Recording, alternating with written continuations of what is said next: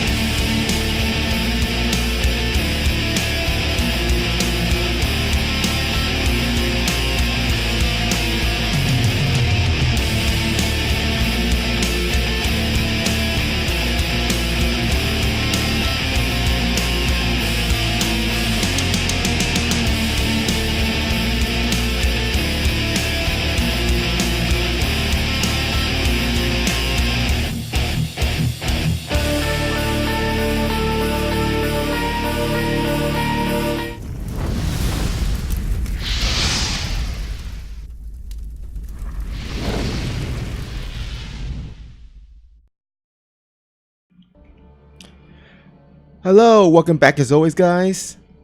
We're here for the Alpha Pro series between Starkiller and PSiArc. I'm your caster Snoopy, and joined by my side is none other than Gorgonoth.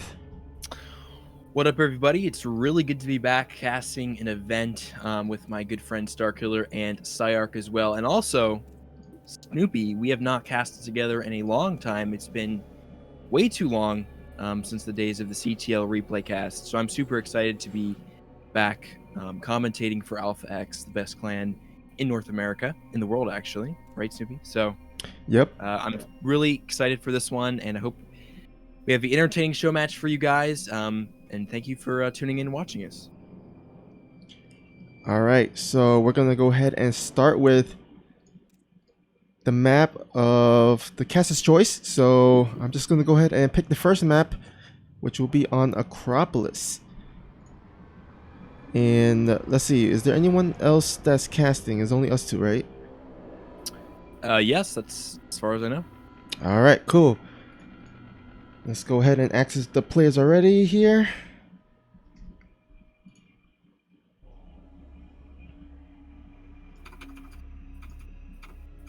So we've got a North America versus Japan, right? PSiArc is from Yep, Japan. right?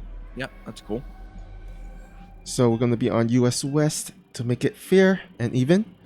And here we go. Countdown has begun, and we're headed into our first game. Of course, this is a best of 9, so players have plenty of chances, even if they're down, to come back. Yeah, this is going to be the first of 5 games. Of course, if you're not good at math like me, first of 5 is the magic number for this matchup. And I'm really going to be interested to see. I think TVZ is a really fun matchup for a best of 9. There's a lot of crazy things that Terrans can do over the last 6 months of StarCraft. It's really been wide open for them in terms of what builds they can do, the different styles they have. But Zergs as well have a lot of opportunities to do some off the wall stuff, some cheeses.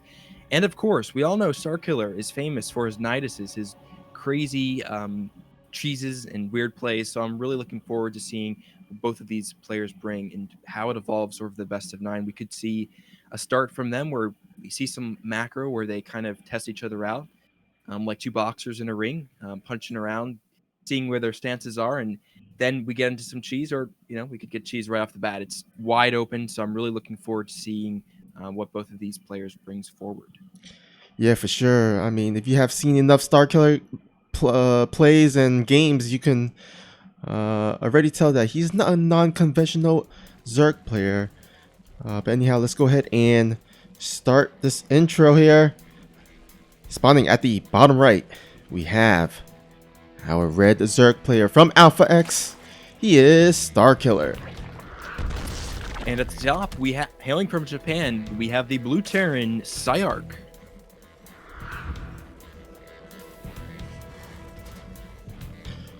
Alrighty here. What are your thoughts on map number 1, Snoopy?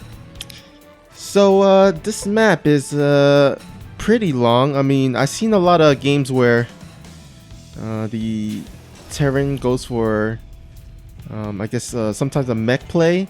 The Hellions, with this map you can run left, right, bottom, up, anywhere, and then you just kind of expand. I mean, there's a lot of bases here, so you see a lot of long games here, and the Zerg player can of course go for some Ling Bangling Mutas or even some Broodlords later on. But although Broodlords is actually kind of hard in this map because it takes a while to travel around the map, so we'll see if Starkiller goes for that or not.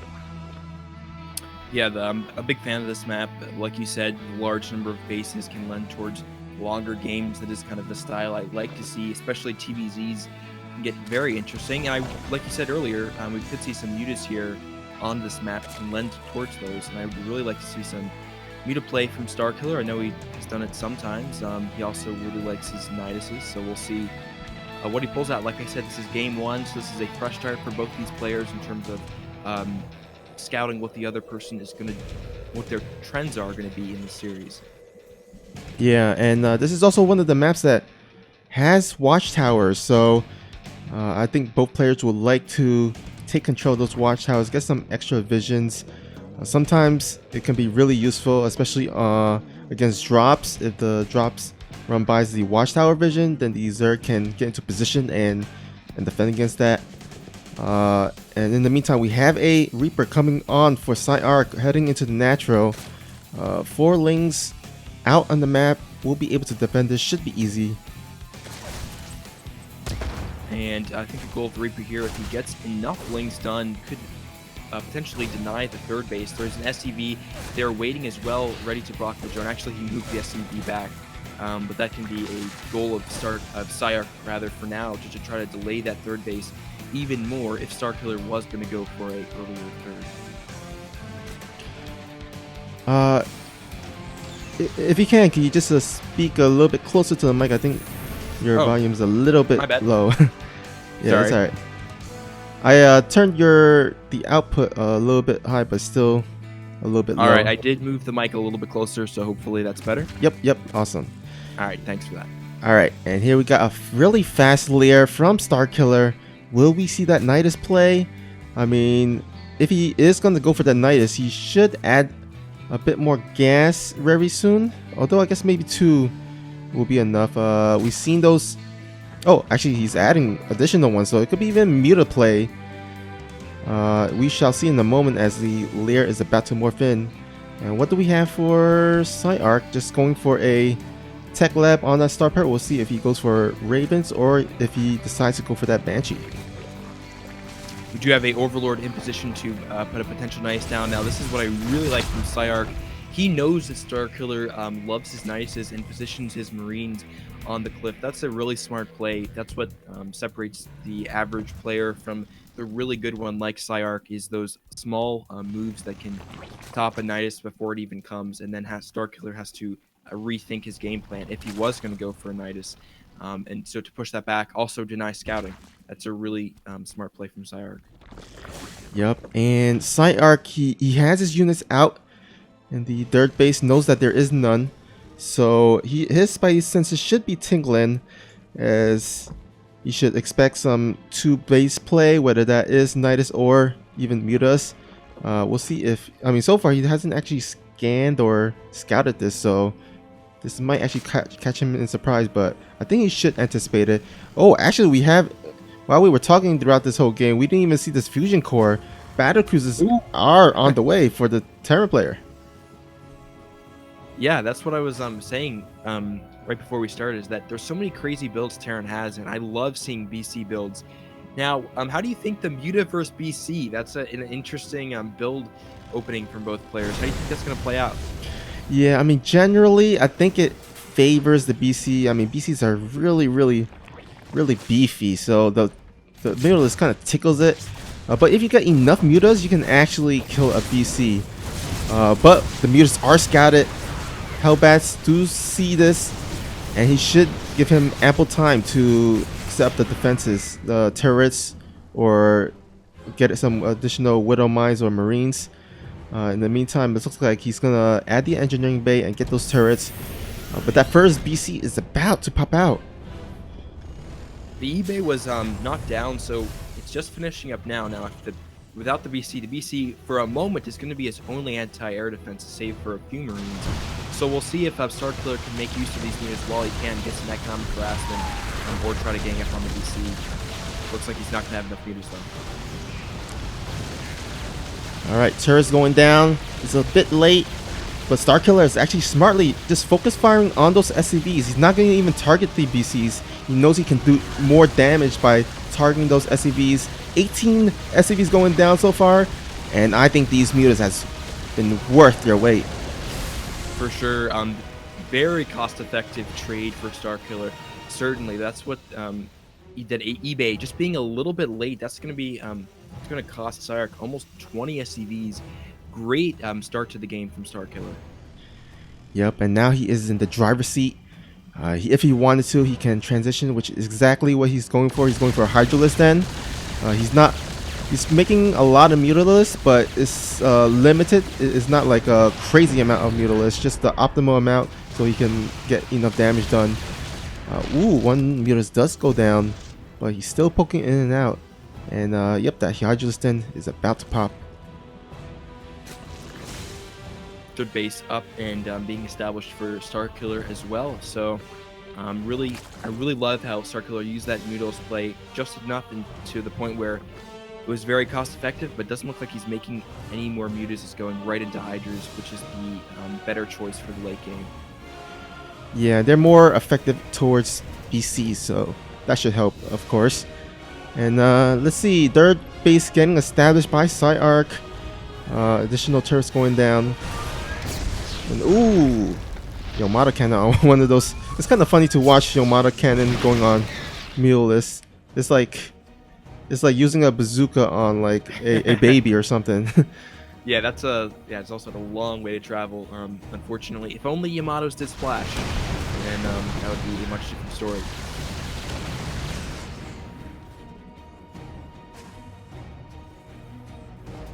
All right. And starkiller going into his fourth base, because of the distance of these maps, I think starkiller is not going to have any problem establishing a lot of bases, getting his creep spread started, and we're going to see this go into late game. Now, because he has BCs, I think it's going to be a little bit of time before PSiArc can really push out. He's going to need to start to get some tanks up. He's producing tanks now. Once he gets to a healthy number of tanks, then he can push. But right now, he's content to sit at home in macro. starkiller is trying to eke as much use as he can out of the mutas.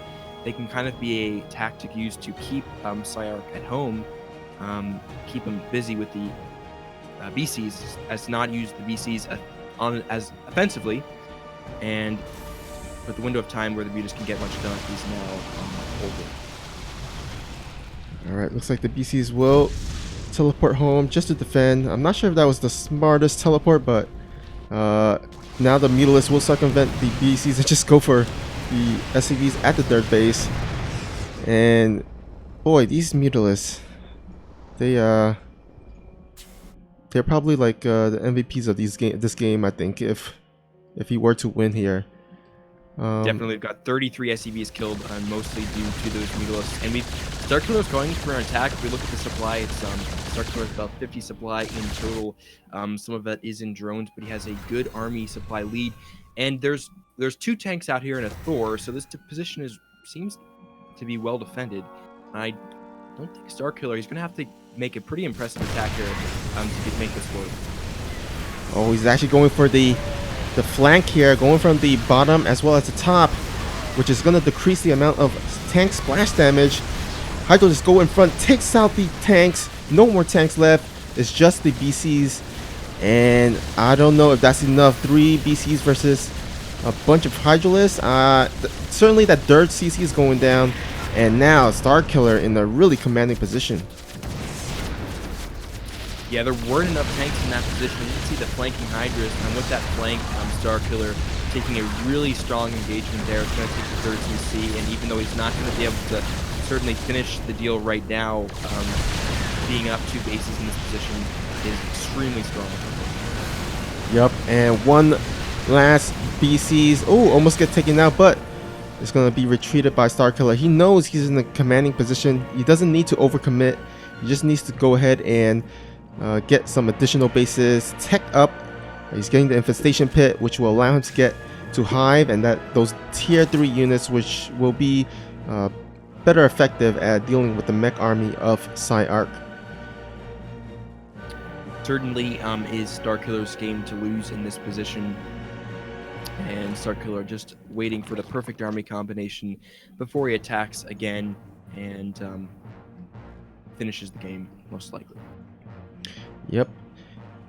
I mean, Hive has started. He's getting the plus 2/2, I believe. Yeah, plus 2/2 upgrades for his Hydralisk.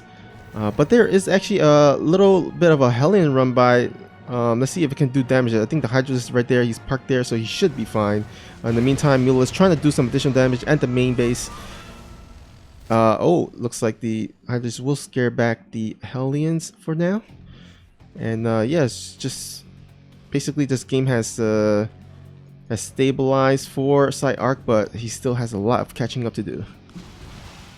Yeah, Starkiller's army spread right now is very strong. One of the ways that PSiArc is going to try to get back into this game would be Hellion run-bys, do some economic harassment to buy some time, but that is certainly not going to happen with the numbers of Hydras he has at each base, as long with static defense. That's a great play from Starkiller that's going to make sure that while he's ahead, he preserves his lead and continues to get even more ahead. Yep, and now it is time for PSiArc to counterattack. He's sending out those 3 BCs, knowing that he can, of course, teleport anytime his BCs get into low life, which is exactly what he wants to do. He doesn't want to teleport and then, the Hydralisk snipe him down and he can't, retreat.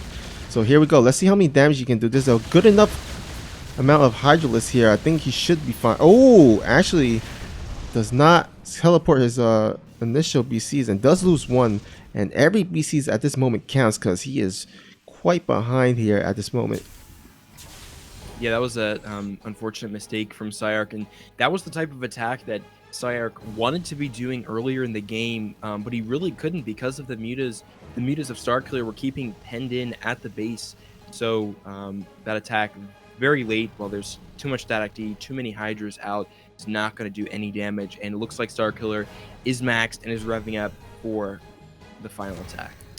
Yeah, he's added some Vipers with them so he can yank them even do some blinding clouds. But instead, he's going to actually yank some of the tanks, dwindle the amount of tanks, although there is a good number of tanks in the back. So Starkiller has got to be careful, doesn't want to lose his whole entire army, because Hydralisk, they're squishy and tanks can definitely obliterate them in the blink of an eye. And here we go, Starkiller going in, blinding clouds on the initial tanks, and yep, looks like Yamato taking out one of the Vipers, but there's really not enough blinding clouds. Starkiller is leaving his Vipers with a lot of mana behind, so he takes out a few tanks, but overall that attack went very well for PSiArc. Now Starkiller can remax up and attack again, but that did not go as well for Starkiller as he wanted it to. Yeah, he was way ahead so that he can actually afford to lose a bunch of units, even if it wasn't as efficient. But again, he's got to be careful because this bank, his resource bank, isn't that high. So if Starkiller loses another fight, it can get a little bit scary, and PSiArc can start coming back as he's established his fourth base finally in the 15th minute mark. Yeah, I think I'm counting out PSiArc out a little bit too early. Starkiller, of course, is in a strong position, but Mech is really powerful in smaller numbers than at first it may seem. That clump of tanks is going to be really hard to attack into. Now, the difference here between the prior engagement, that is on the low ground. It's going to be a bit easier to engage into, especially with some really strong blinding clouds like we see here. Unfortunately, there's not... okay, there's enough Hydras to clear that, but I think the tanks in the high ground are going to keep this at bay. Yeah, meanwhile, there is a 4 Hellion run by into the expansion of Starkiller, getting 5 drone kills so far, forcing his entire army to retreat back. Gonna go ahead into the natural, and let's see if he can get additional drone. Nope, only 5 kills for the 4 Hellions. I think he wished he would get a little bit more, because Starkiller is still healthy with a 68 worker count. Yeah, good effort from PSiArc. But here's the thing, PSiArc is now established on 4 bases, and with that mech army, I'm sure he's going to be pushing for a 5th soon. His army supply is still quite a bit lower, but the problem is that a lot of that supply is in Hydras, which can be very squishy. Now, he's got a lot of mana on these Vipers again, and once he gets some max, he's going to go in for another attack. And this low ground position is more vulnerable than the previous position on the 3rd high ground, but this is still going to be really difficult to attack into with how many its tanks are still on the low ground covering that 4th base position. Yeah, and one of the ways to deal with so many tanks is to get those Broodlords, use those Broodlings to have the tanks fire on their own units. But look at the resources. He doesn't really have that much to make in the optimal amount of Broodlords. He currently has 6. So, I mean, it's getting there, but I think you need a bit more than 6. Oh, looks like we have a little bit of a Hellion run by. There's no defense here. 10 workers going down for 2 Hellions. So, that was a super effective run by there. And now it looks like Starkiller is ready to go for a counterattack. Yeah, great use of the Blue Flame Hellions there in this position when he desperately needs to do some economic harass on Starkiller. The Broodlords are here, but just in the nick of time, their Liberators are as well. And this is a really tricky area to engage into for Starkiller, kind of going around that bend here. It's going to take so much tank fire. He needs to unsiege those Liberators to start doing some air damage and get some Vikings out immediately. Oh, and just immediately GG for PSiArc. He's not even going to bother to try because his Vikings weren't actually in production. All he had was a few Thors, which I think was just too difficult to kill the Broodlords. And Starkiller will take game number 1 of this best of 9 series. Yeah, I think he just couldn't afford those Vikings to produce them earlier before that. But if he did have the money, he would have, I'm sure, had those Vikings out and been scanning for Broodlords because that was the logical progression after the Hydra army. But great win from Starkiller. He got really ahead early and then just stayed strong throughout the game. Even though mech is really hard to deal with, he took his time, didn't throw away too many armies, and engaged well a couple times to keep the pressure on the Terran and ultimately take the win. Yep. All right. Let's see here. Okay, we got the players in here. Just click on the King's Cove link, and My then bad. it should. Yeah. I figured it would be easier this way. Oops. Oh, I forgot to ask them if they're ready, but I think they are. yep. But yeah, PSiArc showed really great fight in that game. I think that's a sign this is going to be a promising series. He fought back even when I thought he was going to go down quite a bit earlier. And what are your thoughts as we go into game number 2 for King's Cove? King's Cove here. I think, well, the one thing about this map is it's easy, pretty easy to get the third base. So again, I expect another long game. Last game was long, but wasn't super long, but still long. So I kind of expect kind of the same thing here. Again, this is a map that has a lot of bases, so those players can expand a lot of times and extend the game into the super late game. But anyhow, let's go ahead and introduce our players. Here, spawning at the top left, we have our red Zerg player from Alpha X. It is Starkiller. And at the bottom, we have the blue Terran. It is PSiArc. Be interested to see if PSiArc sticks with mech throughout this series, or whether or not he mixes up with some bio play. Don't know a ton about PSiArc's playstyle, but I hope we get to see some crazier things from him. We did go BCs, and that really didn't work out for him, as Starkiller's meta play was so effective. Yeah, and of course, PSiArc last game did not scout the meta play, but at the same time, Starkiller didn't scout the BC play of PSiArc. So I feel like that last game, it was kind of like a build order win for Starkiller. And right. PSiArc, he can just improve his scouting a bit this game, and hopefully stand a better chance and get that tie up the series here. Yeah, this is of course best of 9, so he's got that cushion for a few games of a mistake like that, and I'm sure that he's confident he can correct his mistakes, considering how well he played for the rest of the game. Yeah, for sure. All right, same opening for PSiArc. Just going to go for that expand and Reaper. We'll see if this Reaper can get some additional harass done. I mean, this is a map where there's actually a bit more surface area, where compared to Acropolis, that last game, there was only, I guess, 2 entranceway. But the second entranceway was into the main base is quite small. But this one, there's a big, huge surface area that the Reaper can jump in. So we'll see if this Reaper can do a bit more damage compared to last game. Right. Yeah, that last Acropolis has a very tight choke, which can be interesting to see how things play out, with Zergs being able to get a close wall and early attacks from Terran being quite a bit better. The Reaper getting a few Lings here. Lings not managing to kill too many. Looks like he's got 1 kill. A couple Lings are low. And he is going to be able to prevent that if he stays alive for a bit longer. Sees if Starkiller wants to go for a fast third. And of course, last game, like you said, Starkiller went for a very fast lair, and he's doing that again. So no fast third from Starkiller. And now, is Starkiller going to try for Niduses? He may have been thinking that last game. Of course, he went Spire. Although PSiArc is ready with the Marines again in his main, so it's doubtful that Starkiller is going to be able to get a Nidus down in the main if that is what he wants to do. Yeah, and it actually looks like the same build from Starkiller. He's getting that 3rd and 4th gas really early, sticking with 2 bases. This could be the same opening, which will be pretty ballsy, because I mean, that's the same build for the second game in a row. I mean, you would think that Starkiller would change it up, but hey, it worked out pretty nicely for him last game, so I guess he's gonna go ahead and try his luck and see if it could get him his second win.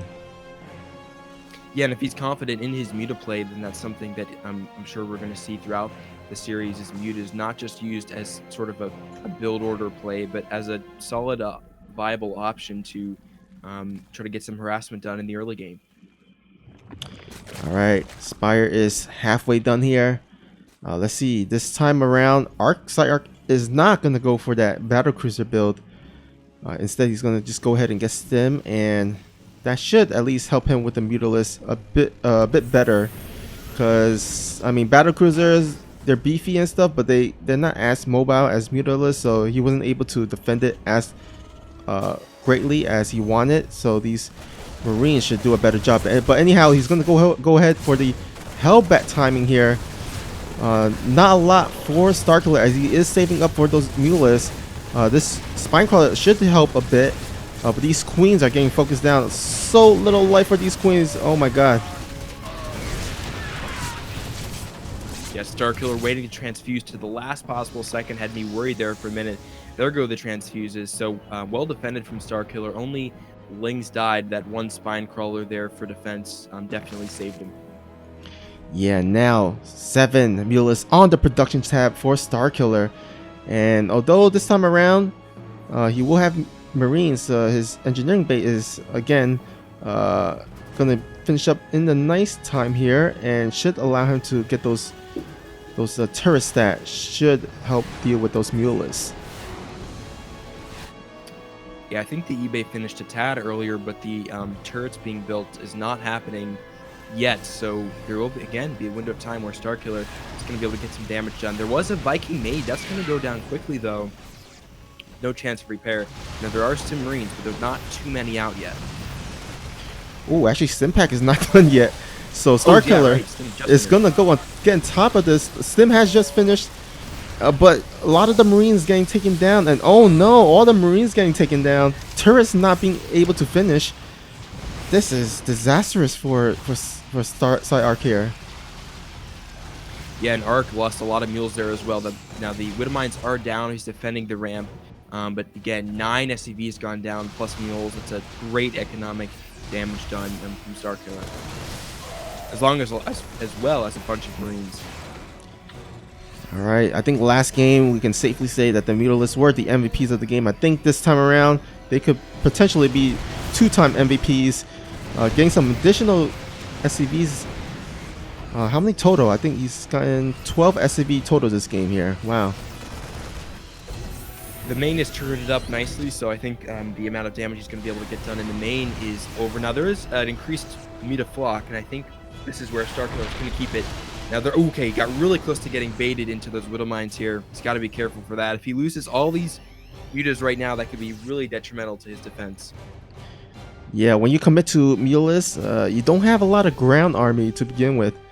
So, because you know all the gases are invested into these Mulas. He's trying to build up this roach count while buying time with these Mulas. But oh, nice widow mine shot. Definitely don't want to lose these Mulas. A little bit of a poor Mutalisks micro execution for a minute there. Then he picks off a medevac to make up for it. But yeah, he lost a decent number of Mutalisks. We've seen 6 go down already. And I think that at a certain point, the anti-air defense is so strong that he needs to just back off with these Mutas. There's so many Marines, so many Vikings, and so many turrets that the amount of damage he can done, I think, is now capped, at least in terms of economic harassment. And I'd be a little bit worried for Starkiller in the future because I think he is going to be at a disadvantage because of the Mutas did some damage, but he also invested quite a bit into his Mutas and lost quite a few. So we'll see if how he goes into the mid game, if he has enough at home to defend any future push. Yeah, but with the dwindling amount of Mutalisks, PSiArc gonna go ahead and fuse safely enough to load up a medevac full of Marines. But oh, might actually get intercepted here, which would be a nice catch. Yeah, it's going to get it. Only 2 Marines being able to be dropped, and that's a great pickoff. As soon as I say that I think Starkiller, the amount of damage he can do is capped, Starkiller comes back and picks off a almost full medevac. That's a great job from him, keeping these Mutalisks alive and useful. There is another drop going in from the southern position of Starkiller, and there's not a lot behind the middle lines for Starkiller. This drop could be really good. It looks like Starkiller is wrapping up for an attack as well with roaches. Yep, and looks like PSiArc has just got widow mines and a bunch of Marines. I mean, roaches here with the was 13 Ravagers. I think this is looking very troublesome for PSiArc. You need some great widow mine connections here to hold, and oh, he snipes. That's a great play from Starkiller. He snipes the widow mine as he sees them deploy and takes almost no damage from what I thought was PSiArc's only chance to defend. He's storming forward here. Roaches and Ravagers doing great damage. The army of PSiArc is obliterated, and Starkiller is going to make this 2-0. Alright, catching PSiArc again with that Mutalisks play. Again, it will be PSiArc's map of choice, but he's definitely gotta prepare for those Mutalisks a bit better. I mean, he did scout the fast layer, he had the engineering bay, just didn't create the turrets immediately after it was done. So a little bit of a blunder there for PSiArc. But we'll see if he can bounce back and at least get the first point on the scoreboard. Yeah, Starkiller is looking super strong. Maybe even we could say looks like he's strong, like he's been working out at 24-hour fitness. I think we can safely assume that that's translated over to his StarCraft play with how strong his macro is. So great job from Starkiller. It's so fun to watch him. And sorry, I keep forgetting to click on your link. There we go. We're in. All right, and speaking of 24-hour fitness, I'd like to shout them out to say that they've been around for over 30 years.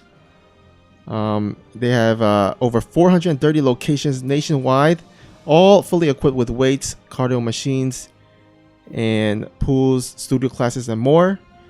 Go ahead and check them out. They're open 24/7, and get your free fit plan. I think you can try them out for 7 days or 3 days, something like that. So yeah, go ahead and take advantage of that deal.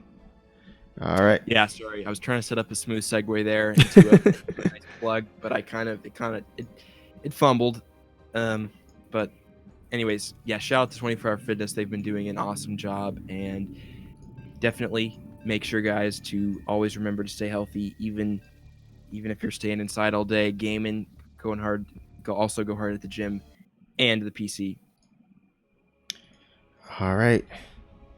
Looks like we have new Repungency as our dirt map. Both players getting loaded into the game. And here we go. Spawning at the bottom left. We have our Zerg player from Alpha X. He's up 2-0, looking to extend his lead to 3-0. It is Starkiller. And at the top, the Red Terran. Down 2 games. We're looking to see a muted defense from him yet. It is PSiArc. Oops. There we go. It's so funny. I keep doing the camera movements like I'm the commentator. So I do that literally every time. It's like a Some things reflex, never right? change. Caster's Yep. reflex. And thanks again for everyone tuning in. I see we have 42 viewers. That's amazing. I see Mestic that chatted a long time ago, and a couple other people. Great that you guys could join us, and thank you for watching. Yeah, welcome. I know it's kind of late on the Eastern time, but still pretty good on the Western. So Yeah, I was pumped to when I saw that this event, Sushi contacted me that it was at 10 late at night. I love doing events in the evening times of the Eastern. It's kind of works best for me, but also I like the atmosphere doing it later at night, at least my night. And I think these players, it's fun for them too. There's something about doing things at night that I like more, adds an energy to it later at night than just midday when the sun's shining and you feel gross for being inside. It's hot. So you're basically a night owl, right? yeah, for sure. Yeah, same Room here. gets pretty hot, so like when it's not the raging heat and humidity outside in the middle of the day and it's sunny. I don't like gaming during those hours. The peak time is at night. Yeah, when I I feel peak. ya. Same here. All right, let's look at what's we have a really quick roach here by Starkiller. He's going for kind of either an all-in or a semi all-in, but the Reaper does get across the map. We'll see a later hatchery, so he's gonna go ahead and get a scout here. Will he see the roaches? Yeah, he see the roach warren. He knows what's up. Yeah, great scout there of the Roach Warren. That's going to be huge for PSiArc. So finally, we do not have the Mu to play, and like you said, PSiArc has ample time to react to this, and we'll see how well the defense is. Yeah, he actually had a reactor on the barracks making, but he immediately canceled it as soon as he scouted the roach, and going for that tech lab, will be able to get the either the cyclone or the tanks. I think it's going to be the tank. And that should help against the roach push that's coming. But there are 3 Ravagers already out in the middle. We'll see if that first tank can oh no, that first cyclone will come out or not. Deck had to cancel the tank in this recycle. So yeah, these Ravagers are going to have a lot of time out to do damage here. We have 4 Marines, and the reactor is down on, sorry, the tech lab on the factory is now down. All right, so starkiller has elected not to make a lot of roaches, so this is pretty much a harass type, not an all-in. We've seen a lot of Zerg players go for a really all-in type roach push, especially on this map, because this map is really close, so you can get the you can walk the roaches and ravagers across. But just gonna go ahead and get the 3 ravagers and just poke in and out, get as much damage as you can while he's macroing up here. Yeah, I gotta say that I'm a little surprised that he's just committing just to that. I think he had a window of time where if he continued the Ravager pressure, that the only thing producing was really Marines. The medevac's going to be out now, but now he's transitioning into macro back at home, but he has to move these 2 Ravagers all the way back at home to defend the drop that is now coming in from PSiArc. Also, he did lose a Overlord back at home with the Cyclone's ability. He did lose that. So lost another Overlord as well. So he's down 2 now and has to produce a couple extra to stay on supply blocks. The Ravagers are here. They've picked off a few Marines in the middle of the map, and they are trading. Now 1 Ravager is super low. Now there are some Lings out to defend this push, but still a good poke from PSiArc. Yeah, and I like how starkiller isn't like super committed to the defense. He's only making just enough units to defend, not going super hard on the army production. While he's transitioning into a Spire play, so he's gonna go ahead and actually he gets spotted by the drop. So unfortunate for the starkiller there, but does get maybe a few drones here and there. Nope, just only 1. Yeah, I really like the decision to go for the Spire play. If it didn't get scouted, I think that definitely could have caught PSiArc off guard at a certain point. But now we're going to have turrets up. And now the mutas, we know that even if there's turrets up, starkiller can micro and get a decent amount of damage done. So did he camp? No, he's sticking with Spire, and he's still going to go for mutas. And he's going to have an opportunity to get damage done with the mutas. But unlike the first 2 games, PSiArc is going to be prepared for it. Yep, and we'll see if he does if he decides to go for the Mulus. I mean, he could definitely kind of hold off on the Mulus and just like kind of surprise transition to Mulus. Oh no, as I say that, he's got 5 on the way, and so he's gonna go ahead and just try to rely on his Mulus control to get as much damage as he can. But of course, I don't think he's gonna go ahead and commit too hard to it, as it did get spotted and turrets coming down all over the place for PSiArc. Yeah, I think starkiller is in trouble. If he commits too much to the mutas, then he could be in big trouble here, as the supplies are about even, and PSiArc's on a 3rd base as well. And add mules to the work count, he is ahead economy-wise. And I think for mutas, I really feel like they're a unit that you sort of get out of them what you invest in terms of their micro ability. So if you micro them well, you can get a lot of damage done, but one mistake, he flies them into turrets too long, catches a widow mine, something like that, they're all gone, and then you just dumped 600 gas down the drain on nothing. So it's going to be crucial for starkiller, I think, to get something done with these mutas, or at least buy some time. Yeah, I mean, but so far PSiArc is holding pretty strong here. No big damage by these Mulus.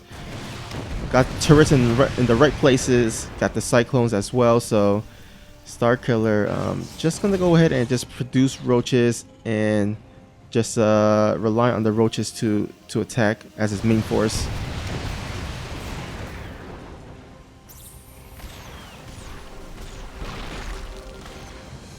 Picks off a muted there as it's retreating, and starkiller is gonna send those home and let them regen health. up for a bit before he goes in for another poke, and like you said, sticking to the roaches. Meanwhile, PSiArc's getting good upgrades, getting good production, and great worker count. He's above starkiller in workers. He's got about 80 workers, and add mules onto that. He's got a decisive economical advantage over starkiller. Starkiller looks like he's gearing up for a large attack here in the middle of the map, but if this doesn't work, I really fear for him long term. Yeah, I mean, you can look at the worker count. It's so in favor of PSiArc. If he can hold against this, he'll be in a really, really solid positioning. But again, starkiller sacrificed a lot of workers to get all these roaches and ravagers out, and he's looking to get a lot of damage done, which it looks like he is. He's getting the roaches in front of these tanks, takes down the tank, take down the reinforcing tank. No answer for these banshees, but these banshees can't really kill these roaches and ravagers fast enough. So looking like the swarm is happening and arriving on PSiArc's base. He's got to get some tank siege behind his army at some point, and it's going to be a GG there. That's really unfortunate for PSiArc. He did have a great economy, but like you said, maybe just macroed a little bit too much in terms of the worker count, and coupled with some really strong biles from starkiller, was able to take a great engagement. Yep, and starkiller taking a commanding 3-0 lead. PSiArc definitely wants to at least start to get a point in the scoreboard. We'll see if he can do it this next game. Oh wait, bad. I accidentally joined.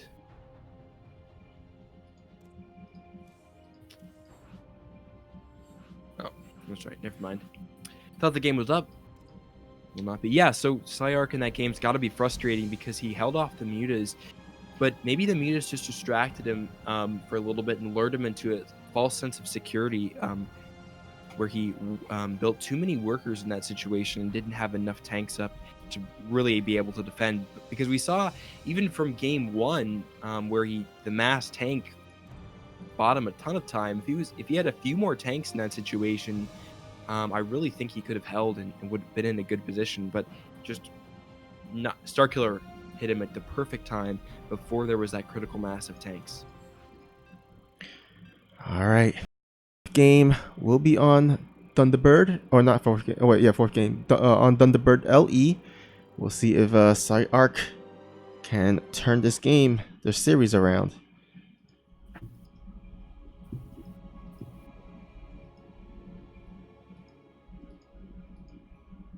Thunderbird. I feel like that name sounds really familiar.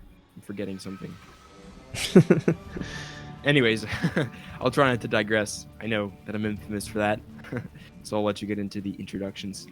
All right, here, spawning at the bottom right, we have our blue Terran player looking to start a comeback. Starting this game, it is PSiArc. And at the top, we have the red Zerg, starkiller. I know it wouldn't be a one of my casts if I didn't digress into some shtick for way too long and miss something important in the game. So, but this is a serious match, so I'm not going to do that. You know, it also wouldn't be a Gorgonoth casting gig if one Broodlord reference wasn't. Yeah, exactly. Gotta find some way. I already resisted the urge, I think, once. Still waiting for it. Think of the perfect time. Yeah, gotta wait for that moment to hit hard. So, I think PSiArc, of course, he's down 0-3, which is frustrating for him. And I think adding to the frustration, the first two games, we can say, you said it before, the mutas were the MVPs. Definitely, I think we can point to the mutas as the catalyst for why he lost those games. But in game two, it was the reverse. He was in a pretty good position after he held off that kind of odd Ravager push out from starkiller. He handled the mutas well, but he got a little too overconfident. So he's had a hard time finding a balance between the two of defending the mutas, defending the pressure from starkiller, and then he was a little too overcompensated, I guess, in the last game. But he's down 3 games, so he needs to find out that balance quick if he wants to get a chance to take this series. I think game 3 he really needs to get a win in this game. This is kind of a must-win game for him in terms of the series. If he goes down 4 games, then he'd have to win 5 back-to-back games, and I don't think that's possible from Starkiller. So I'm really looking from PSiArc to play a really strong, balanced game in this one if he wants to win. Yeah, that's a good point. I mean, the last game. Oh wait, actually, as a hold that dot, let's go ahead and see this Reaper. Is he able to take down a drone or two? So far he's gonna. Oh, will he get that drone? It's like down to red life. Oh, nice. It might go by Starkiller. Micro is strong, and he might even get that Reaper close. Oh, so close. But let's get the scout on the dirt base, so at least he got that scouting information. Yeah, so no fast glare here from Starkiller, which is a digression in that fast third base. Yeah. Anyhow, as I was gonna say, Starkiller is one of those players that's really unpredictable, so it's really important to get scouting information consistently from Starkiller to see what he's going for. And you know, in the past few games, PSiArc hasn't really kept up to par with his scouting. He hasn't really scanned a bunch to see what tech he's going for, or to see what army composition and the move out. And also, he needs some spot. I feel like he needs some spotter marines or spotter supply depots or something to know when Starkiller is moving out and what direction he's coming from in order to position his army correctly to defend. Yeah, his in base map presence is very strong with very good vision. But like you said, out on the map, that's even arguably even more important. He really needs to get that going in this series if he wants to have a chance. And yeah, I think some more scans as well. He's probably tempted to just dump all his mana on the CCs into mules, but definitely need to mix in some scans at important points because you got to know it's coming, or else those mules that you're trying to make won't even help you. Yeah, and looks like a PSiArc is gonna go for another Hellbat time. Oh no, actually, wait, does he have the armory? Got a few Yeah. core behind this as well. Oh yeah, he's actually going for just Hellion drop and transitioning into these battlecruisers. Again, if Starkiller doesn't scout the battlecruiser transition or the tech choice, it's going to be really hard for him to defend. Anyhow, Hellions drop into the natural. So far, no drones going down, so nice reaction time by Starkiller. But again, this Hellion drop is still commencing here. He's going to go move into the main base. But again, Starkiller with the prompt defense has his Ling and Queens already positioned to defend against this. Yeah, really stonewalling the drop here from Starkiller. There was a second from PSiArc rather. There was a second where the drones got stacked up, and I thought the Hellions could pounce. We actually are going to get some drones here at the third base. So a total of 5 drones plus some Lings for his trouble here. And if he keeps this drop alive, then I think this is overall a positive for PSiArc. Getting a little bit of damage, keeping Starkiller on his toes. I think a win for him. Yeah, I think this Hellion is just to help distract Starkiller from scouting and preparing for the battlecruiser. So far, he does have Spore Crawlers, but not a lot of Queens in the production time. No Spire on the way to make those Corruptors to counter those BCs. So let's see, as soon as the first BC coming out, which is about now, let's see how much damage he can get done.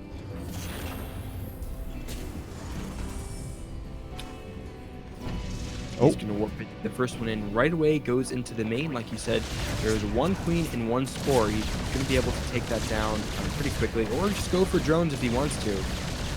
3 drones down already. With 4 and climbing.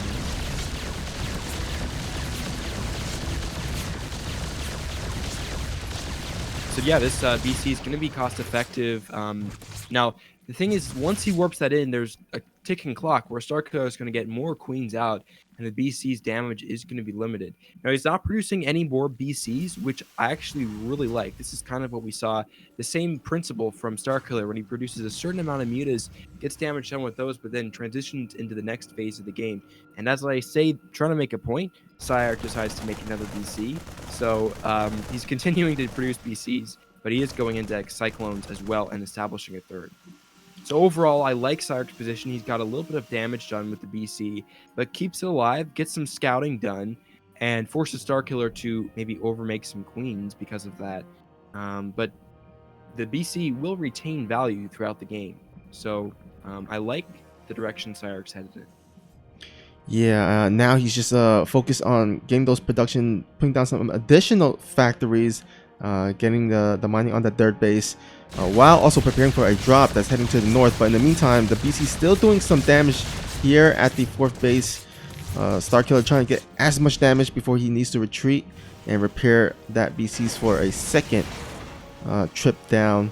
The Hellion drop at the top is commencing here, but there are roaches here at the third base. Will redirect into the main base instead. And so far, Starkiller actually not reacting to this. This could actually get a good amount of drone kills here. Yeah, the queens are all at the front, and they're also really low mana, so that's going to be an issue here. The Hellions are unloading, and they are stacking up some drones, getting some nice kills here. To stack up some lanes and pick up a drop to let those Hellions burn some drones another day. Yeah, and in the previous series, I was talking about how PSiArc needed to get some spotters out in the map. Well, Starkiller definitely want to put at least an Overlord at the top area to see any potential drops. In the meantime, he's actually focused on getting this Nidus down. Oh, does get spotted by these Hellions. And yeah, he will take this down before it can pop out. Oh, actually, the Swarm Hosts are here, and if he loses a lot of those Swarm Hosts, okay, they're going to be able to put out some Locusts to defend themselves, but now they're kind of in a weird position. He's got another Nidus coming, and the BCs are warping on top of them. That's really strong. I assume that Nidus is he gets the Nidus down before it can leave, and now all these Swarm Hosts are sitting ducks here. They're getting trapped. He's going to be able to kill a lot of them. This is a really unfortunate blunder from Starkiller. You're going to lose a lot of these Swarm Hosts. what a clutch play by PSiArc. Wasn't able to get the Nidus with these Hellions and Cyclones, but instead had the peace of mind to actually get the Battlecruisers on top of it. But however, the Nidus at the, I guess the fourth base area does go down. Locust will spawn, and there's actually not much defense. He's going to go ahead and just pull all his SCVs. But in the meantime, he's going for a big attack at Starkiller's fourth base, and he does not have much. All these Hydralisks get obliterated by these tanks, and all these Lings and Hydralisks streaming in one by one, and it's not looking too good for Starkiller here.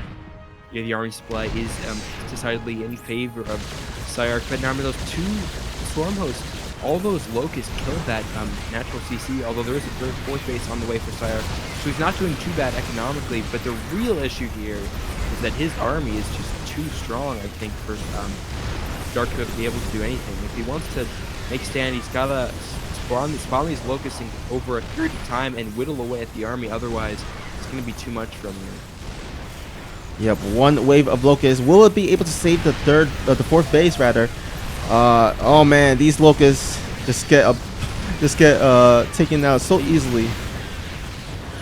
He's trying to save the third, but if I was in circle position, I think he should have just sacked the third and waited to for the Hydras for the next round of Locusts and try to make a stand there.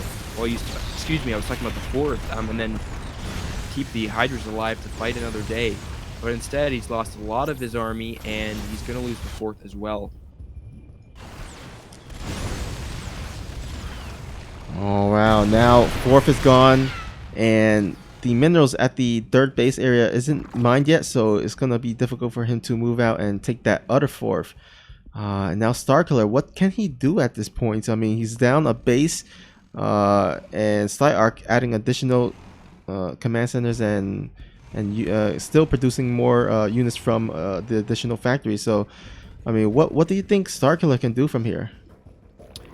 I think he needs to take some really good engagements with the Swarm Host, because that is passive damage that he can do. Of course, those logos don't cost anything. So try to whittle away at the army and then get up another expansion ASAP, because the real issue here is that we've seen how much PSiArc can do with a little bit of economy. With a lot of economy, this mech army is way too powerful. He's going to be max tuned. So I think it's really expand as soon as possible. But unfortunately, I don't think Starkiller is going to be able to do that with BCs coming in, and the mech army is going to be repositioning as well. Yeah, this is the BCs never went down, so these are coming back to do additional harass, and they are so annoying. They can just teleport back if they're getting to low life, and come back again after being repaired. But nice double prong attack by PSiArc. He's poking in with the with the battle cruisers, but also poking in into the front with these Hellions and Cyclones. So it's just keeping Starkiller on 3 base constantly. Starkiller did break through the minerals and was attempting to lock that up. Now his army is actually really awkwardly split up here. This is a huge opportunity for Starkiller. The tanks are totally separated from the Hellbat Cyclone army. This is super awkward for him. He's going to use the tanks to take out that new expansion from Starkiller, but the rest of his army is fresh meat for Starkiller. If he's able to take advantage of that, he could do some serious damage. For instance, all those tanks, those are caught in a weird position. If he sees that, he could swing back and take all those tanks out. That'd be huge. Instead, he's just going to try to deal with the Hellions and take out a base. This got really weird really fast. Now the tanks are marching up by themselves into the natural and third of Starkiller. The BCs as well doing an insane amount of damage. Looks like a mass repair. It's going to shut down Starkiller's last push. And wow, there's a lot of moving parts there at the end, but Starkiller was not able to pull out a trick to win that game. All right, PSiArc getting his first points on the scoreboard. And now it is time for Starkiller to choose his next map, which will be on Kairos.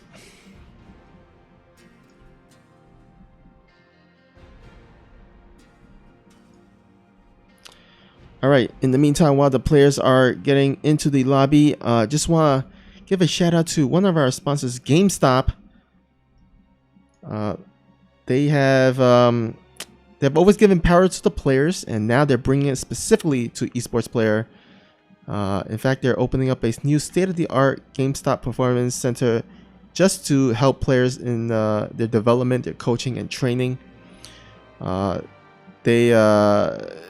They've dedicated to creating original content to engage the esports community so that gamers can unite and share their passion for esports. So go ahead and check them out on their website, GameStop.com, and yeah, give them some love there.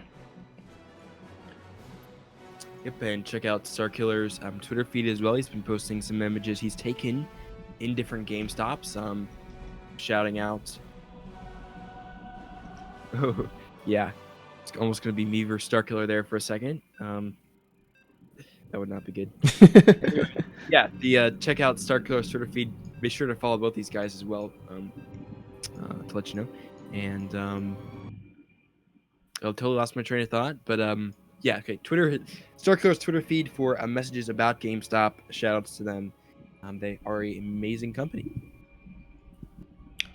All right, let's go ahead and update the scoreboard. Best of 9, currently 3-1. All right, spawning at the bottom right, we have our red Zerg player from Alpha X. He is Starkiller. And at the top, the blue Terran, it is PSiArc.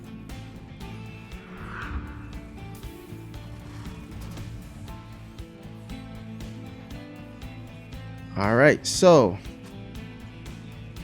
last game, first loss for Starkiller. I wonder if he's actually gonna try and go for that same muleless play, that muleless build that he did in game 1 and 2. It worked out really great for him. It could work out great for him another time. We'll see. Yeah, I wouldn't be surprised if Starkiller keeps that build, keeps it warm, and pulls it out again. I'm not sure if he's going to do this time. We'll see. I think one of the things we've seen is that Starkiller now, he's seen PSiArc. He's really got to respect his strong mech play. So I think Starkiller, whether it's Mutas or whether it's something else like Nidus, as I'm sure he wanted to do with the previous game with the Storm Host before he got detected, is put some pressure on PSiArc early, force him to have to defend something, and then hope that he messes something up early. So he's not really able to just fully roll into the 3-4 base mech push that is so deadly. So Starkiller wants to harass, put some pressure on PSiArc early, so he's not able to just go full steam into mech power, because we know that PSiArc is very good at that and has pretty strong mech control.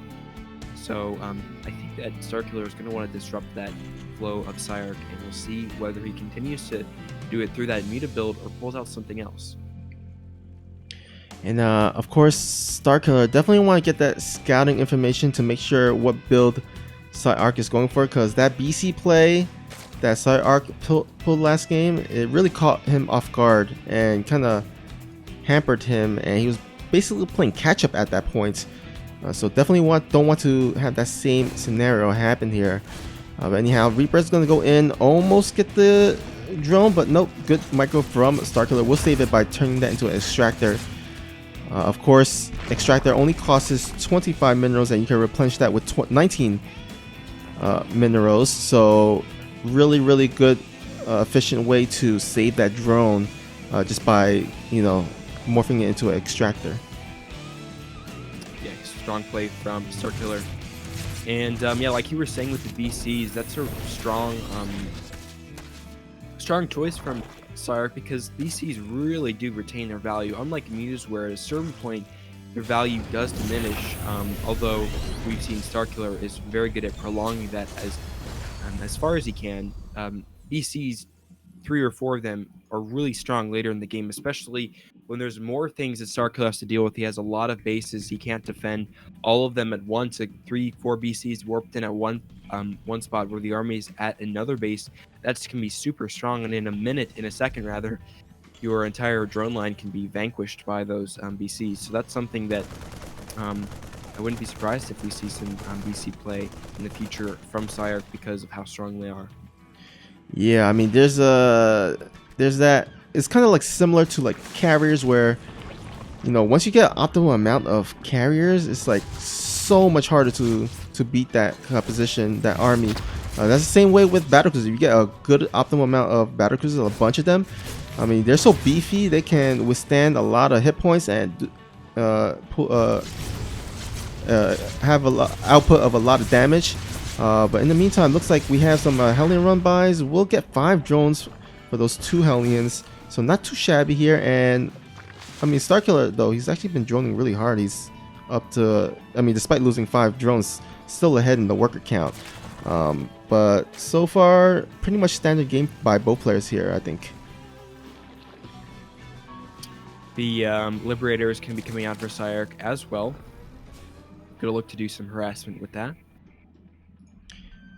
Yep, and also sending those 4 Hellions, so he's gonna do a double prong attack, it seems. But ooh, nice wall off by Starkiller. He's gonna completely wall that off with a evolution chamber, so that should block out the Hellions, while the Queen's already positioned here for the Liberators. Yeah, gonna push that off. A strong move from Starkiller. Now, what is Starkiller's game plan here? He's just going for a lot of roaches. Still no third. I'm a little bit surprised. Like you said, his drone count's strong. In fact, oversaturated very slightly for the 2 base play he has now. Looks like the drone is moving to take that 3rd base. Now, unlike some of the other maps we've had, this is a pretty far 3rd, and it's a little bit harder to defend for him. So I was curious if he was going to try to make some sort of 2 base play work. But it looks like it was just a delayed 3rd, and those Hellions are going to put a little bit of harassment on, but nothing that a few roaches can't push away. Yeah, like you said, the 3rd base is pretty far, so the first thing you want to do is start getting those creep tumors to connect the 2nd base and the 3rd base. But he has got bigger troubles to worry about, as there's a Liberator siege at the natural and a Liberator siege at the main base, getting some additional drone kills, even the Queen as well. Yeah, that Queen kill is big, and this is very strong harassment from PSiArc. Looks like he's going to lose the Liberator in the main, but not that big of a loss as well. I think with when you add in the delayed 3rd, there's a roach attack coming into the main, which just went very poorly for Starkiller. Lost a lot of roaches attacking into 2 siege tanks there. Not what he wanted to happen. He's going to try to move over to the 3rd to deny that, but he took some pretty strong economic damage. Now he's going to have to drone up a bit more before he can transition just into pure economy. There's a Hydra Den up as well, so he's transitioning into Roach Hydra, Hydra play. Roach is getting cleaned up in the middle of the map, although it's down to 2 tanks, so there was a decent trade there for Starkiller, but still lost a lot of those roaches in that attack. Yep, and now it looks like PSiArc getting his 3rd base established safely. and starkiller yet to getting 4th base. I mean, I think looking at the upgrades, I think that's probably his big advantage for starkiller. But other than that, I feel like PSiArc has kind of got the handle of this game so far. Yeah, Starkiller's economy is really low. To be honest, I am just as surprised that he hasn't been expanding earlier, taking a 4th at this point, because now that the Terran's on 3 bases on equal worker count plus mules, that means Terran's ahead. And he's ahead in the army supply by quite a bit as well. So I don't like the way things are trending in this game from Starkiller. Now, it's certainly not over yet. He's taking a 4th now, and if he takes some strong army engagements, that can turn the game around on a dime. But he needs to lock down his defenses so he doesn't take much damage from Liberators here and doesn't take too many more drone kills. Looks like he does have some units positioned at one of the bases to defend against Liberators and still has some Queens and defenses in the main. There's a drop, though, loaded up from PSiArc, and looks like he's going to try to hit that 3rd. There is a group of army over there, so as well as some creep spread, I think he's going to be able to defend this just fine. Yeah, he should be able to defend this no problem.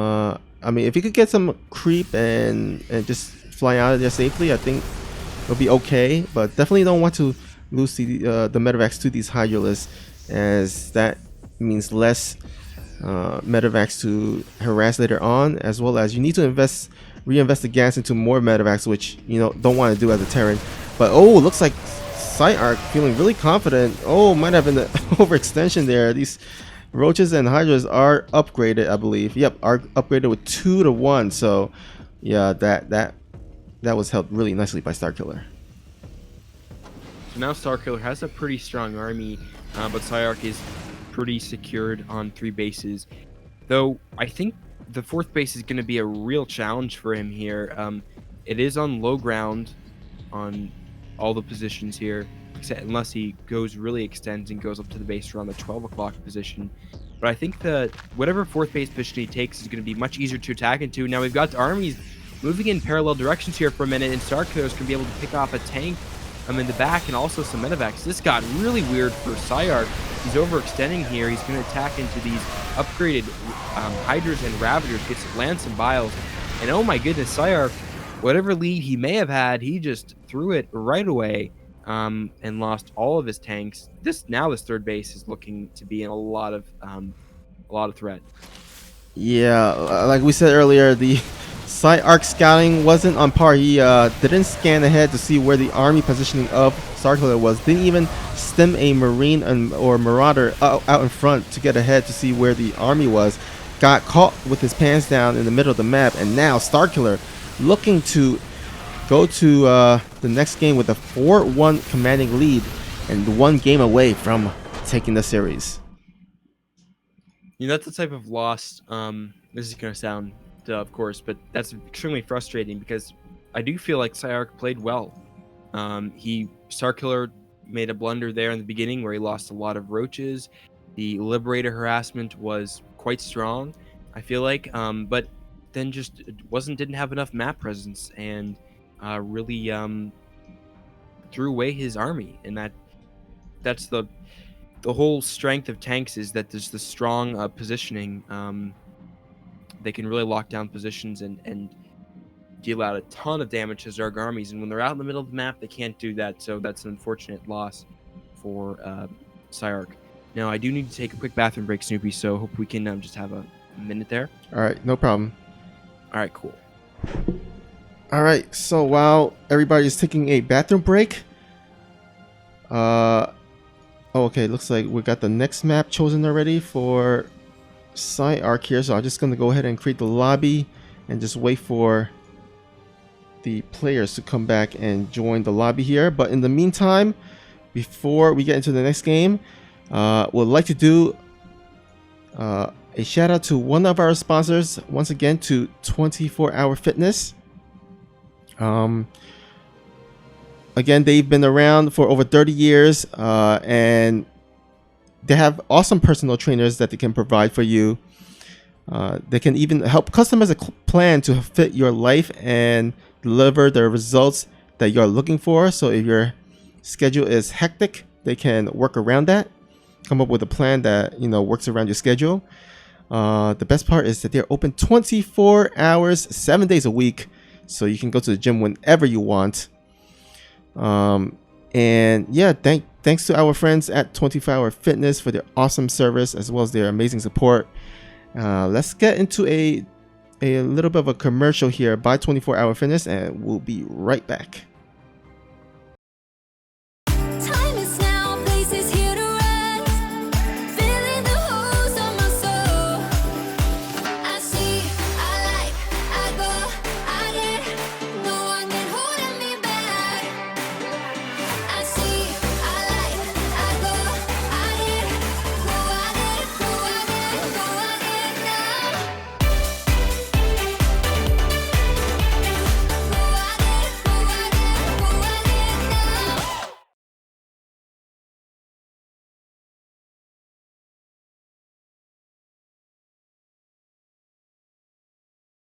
Nuclear missile ready. Time is now, place is Whoops, sorry there. Anyhow, that is 24 Hour Fitness, so check them out.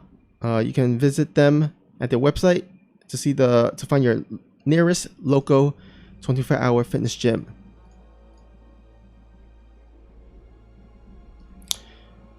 All right, so looks like we have Gorgonath joining here. Both players are in the lobby, so we should get into this next game pretty soon. Thank you guys for joining in so far. Hope you guys enjoyed the games.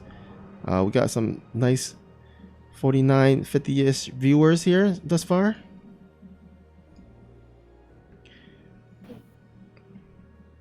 Oh, Gorg, can you join the lobby or?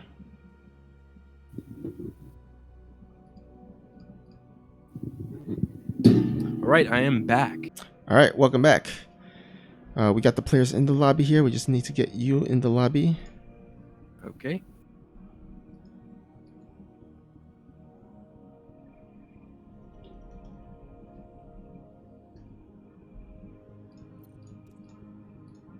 All right, we got PSiArc ready.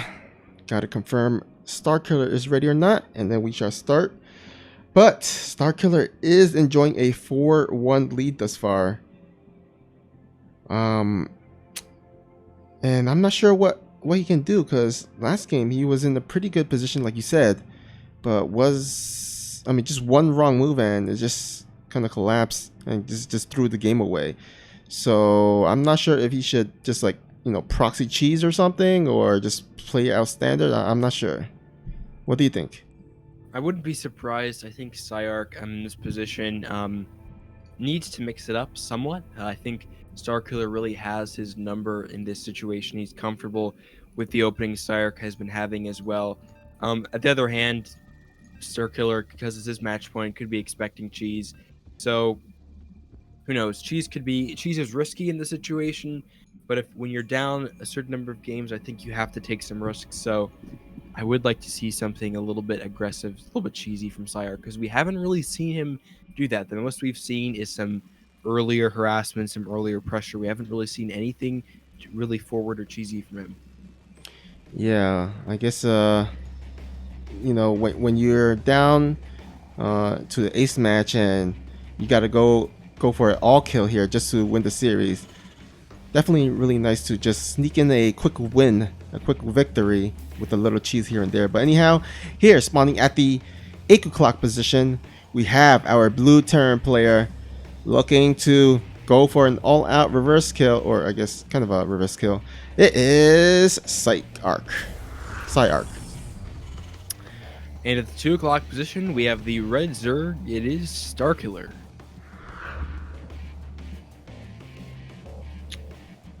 Yeah, so Starkiller, like you said, has only needs one more game and could potentially go 4 more games if he needs to. So I think he's just going to, unlike PSiArc, he's just pretty much going to play business as usual, play standard in these games.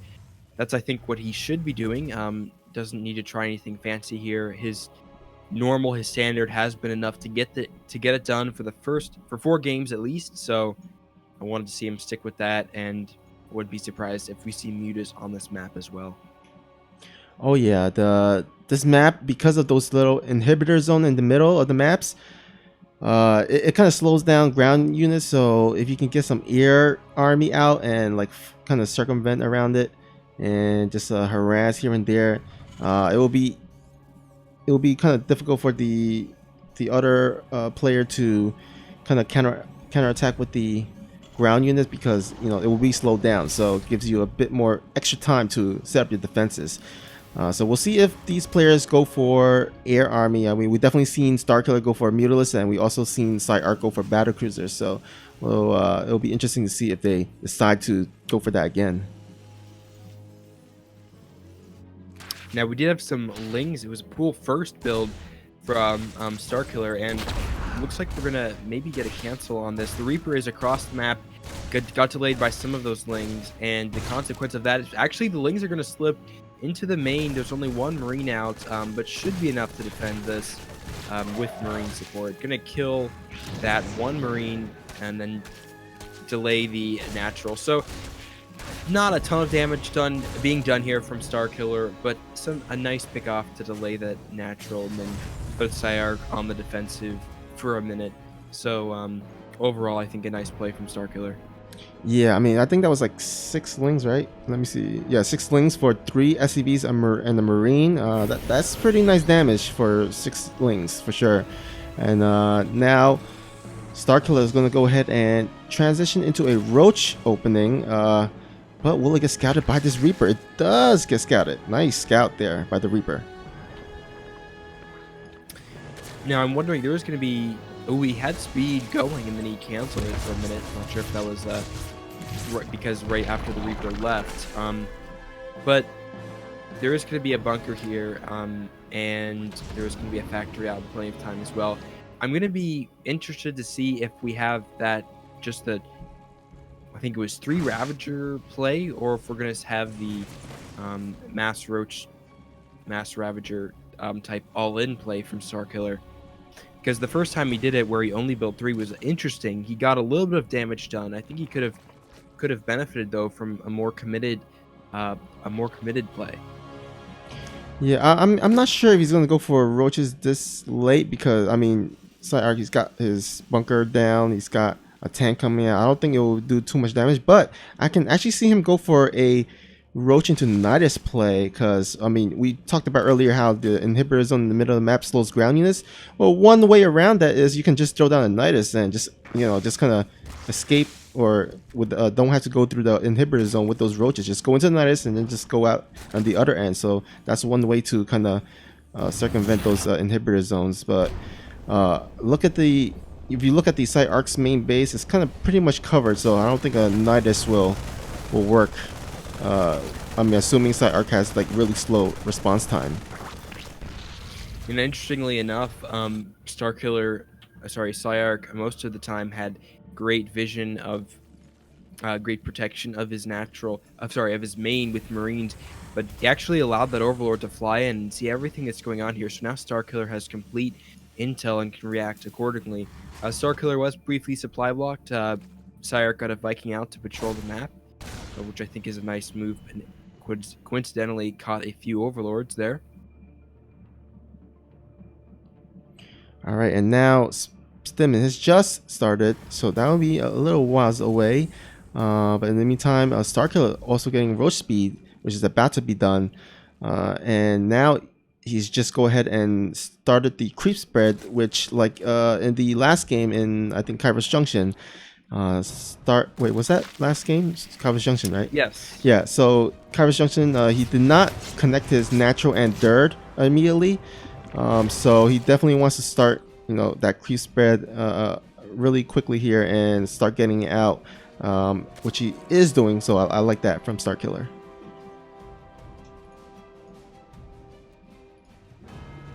Looks like we're going to have Bioplay out from PSiArc, or some Bio Tank, which is interesting because we haven't really seen him do that a lot in these series, with the double eBay 2 as well. So I think Bio Tank is going to be interesting, a little bit more mobile than what he had before, with drops if you factored it in, but still has the power of tanks.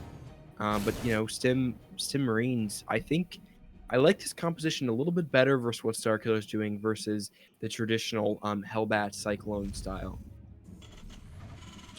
Yeah, I mean, I think one of the more common composition from in TVZ is the Marine tank. They're very versatile. You can use a group of Marines to just drop, and then you have the defense of the tanks with the buffer of the Marines. So far, no Overlord spread actually from Starkiller, so this drop might actually do a bit more extra damage than it should be, but looks like roaches are kind of out of position. Oh, he's actually moving out at this moment, so this marine drop is gonna be hard to defend. But in the meantime, looks like Starkiller is setting up a flank, although one of his flank is getting ahead and the other one is going through the inhibitor zone, which will slow it down. But there is a lot of Ravagers and Roach here. Yeah, one tank went down instantly. This is so many Ravagers here. I think he's just going to overpower him. Landing some great biles on those tanks as well. This is a bit of a slaughter from PSiArc, and he's going to be able to pick up some of these Marines and bring them behind the wall. When that many tanks go down, it's not pretty. He did kill a lot of drones. Actually, my bad, he didn't kill that many drones. He picked up and went back immediately in that fight, and he decimated the third position. Now, there are some tanks up at the main, so I don't think Starkiller is going to be able to go in for the kill yet, but he's done enough with that fight that he's really put PSiArc behind. Yeah, 18 SCVs. Although surprisingly, PSiArc still has 48 workers. Of course, Starkiller did invest a lot of larvae into those roaches and ravagers, so wasn't able to drone up. But PSiArc is still not out of it. He's got 1-1 upgrades. Starkiller has yet to throw down his evolution chamber, so he's going to be behind. And this drop still commencing, although he does have a group of roaches there immediately to defend, so nice positioning there. But I mean, I'm still, even though Starkiller got a lot of damage done, I'm still afraid that, you know, with the upgrades so far behind and him just relying mainly on roaches so far, that, you know, it could still snow back into PSiArc's favor. I think the critical point will be if PSiArc can get a third and a fourth eventually up. He's getting his third up, and he needs to defend that because even though the upgrades are behind, if Starkiller is 3 bases ahead in this position, that's really bad for him. Even 2 bases ahead isn't too good, and soon he is going to have that 2-base lead. Starkiller is going to be content to just sit back and macro, and he is droning up now. One of the themes, we haven't really seen him in this series over drone that much. One of the things I like about him, he does have that kind of killer instinct, that aggressive mindset. He's attacked a lot. He's a couple times he's attacked and not made too many good trades, but the vast majority of all of his engagements have been really strong. He's not a passive player. He does like to be aggressive and attack. He's unpredictable, but one of the things that I think has been consistent from him throughout this series is that he doesn't sit around waiting. He takes the fight to the Terran. Yep, and that last aggressive move, he did so much damage that he felt confident enough to just mass produce drones, and now he's ahead 72 to 53 workers, and also catching these liberators really nicely and on time. So these liberators has yet to do damage, and I mean, PSiArc, yeah, he's kind of in the back foot as he's not able to do any damage with these liberators, and Starkiller is already on 5 bases versus 3.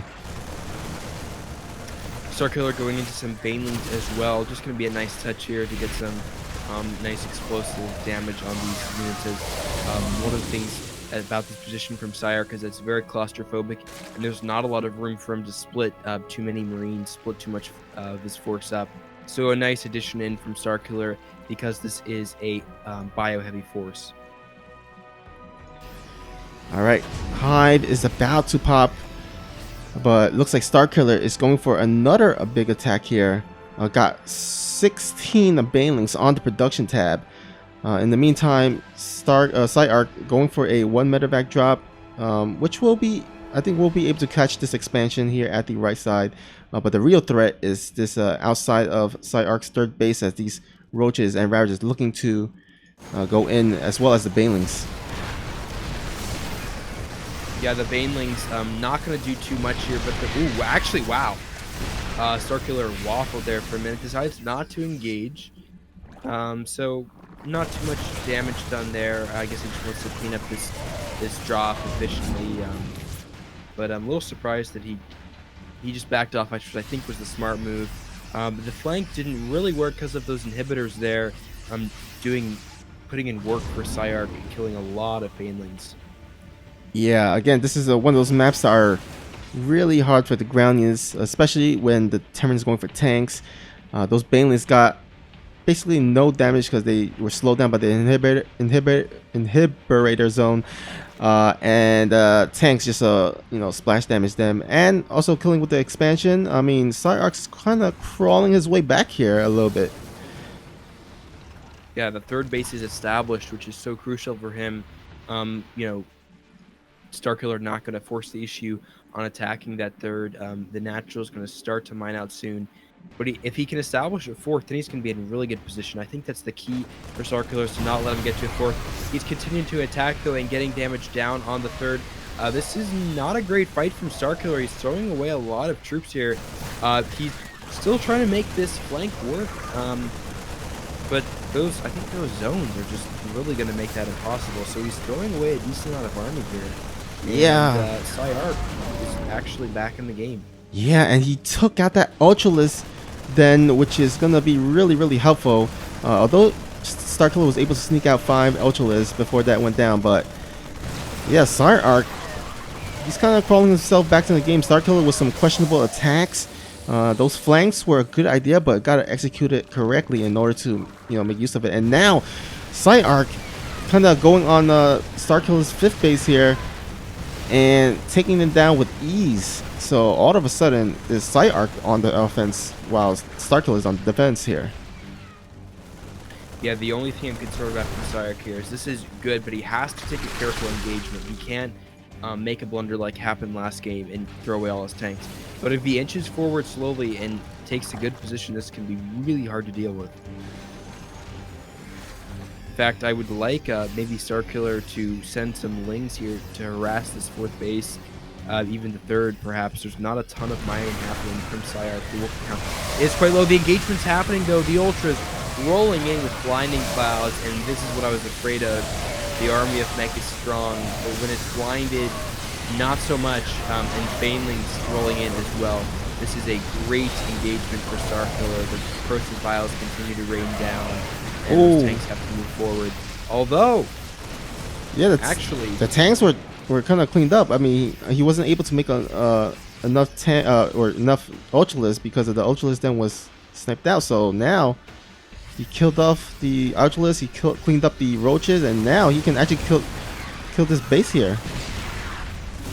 Yeah, that fight, PSiArc had a certain point where he had just enough tanks, and the last set of vials didn't land for Starkiller. So he's going to lose another base here, and that's quite big.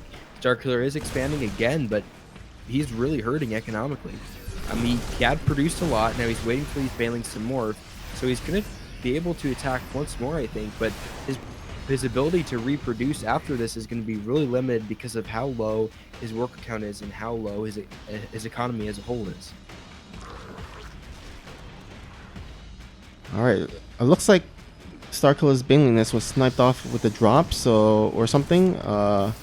He has to remake it before he can produce any additional banelings, but Starkiller right now, he's working off a few Ultralisks, not a lot of queens to transfuse them as well.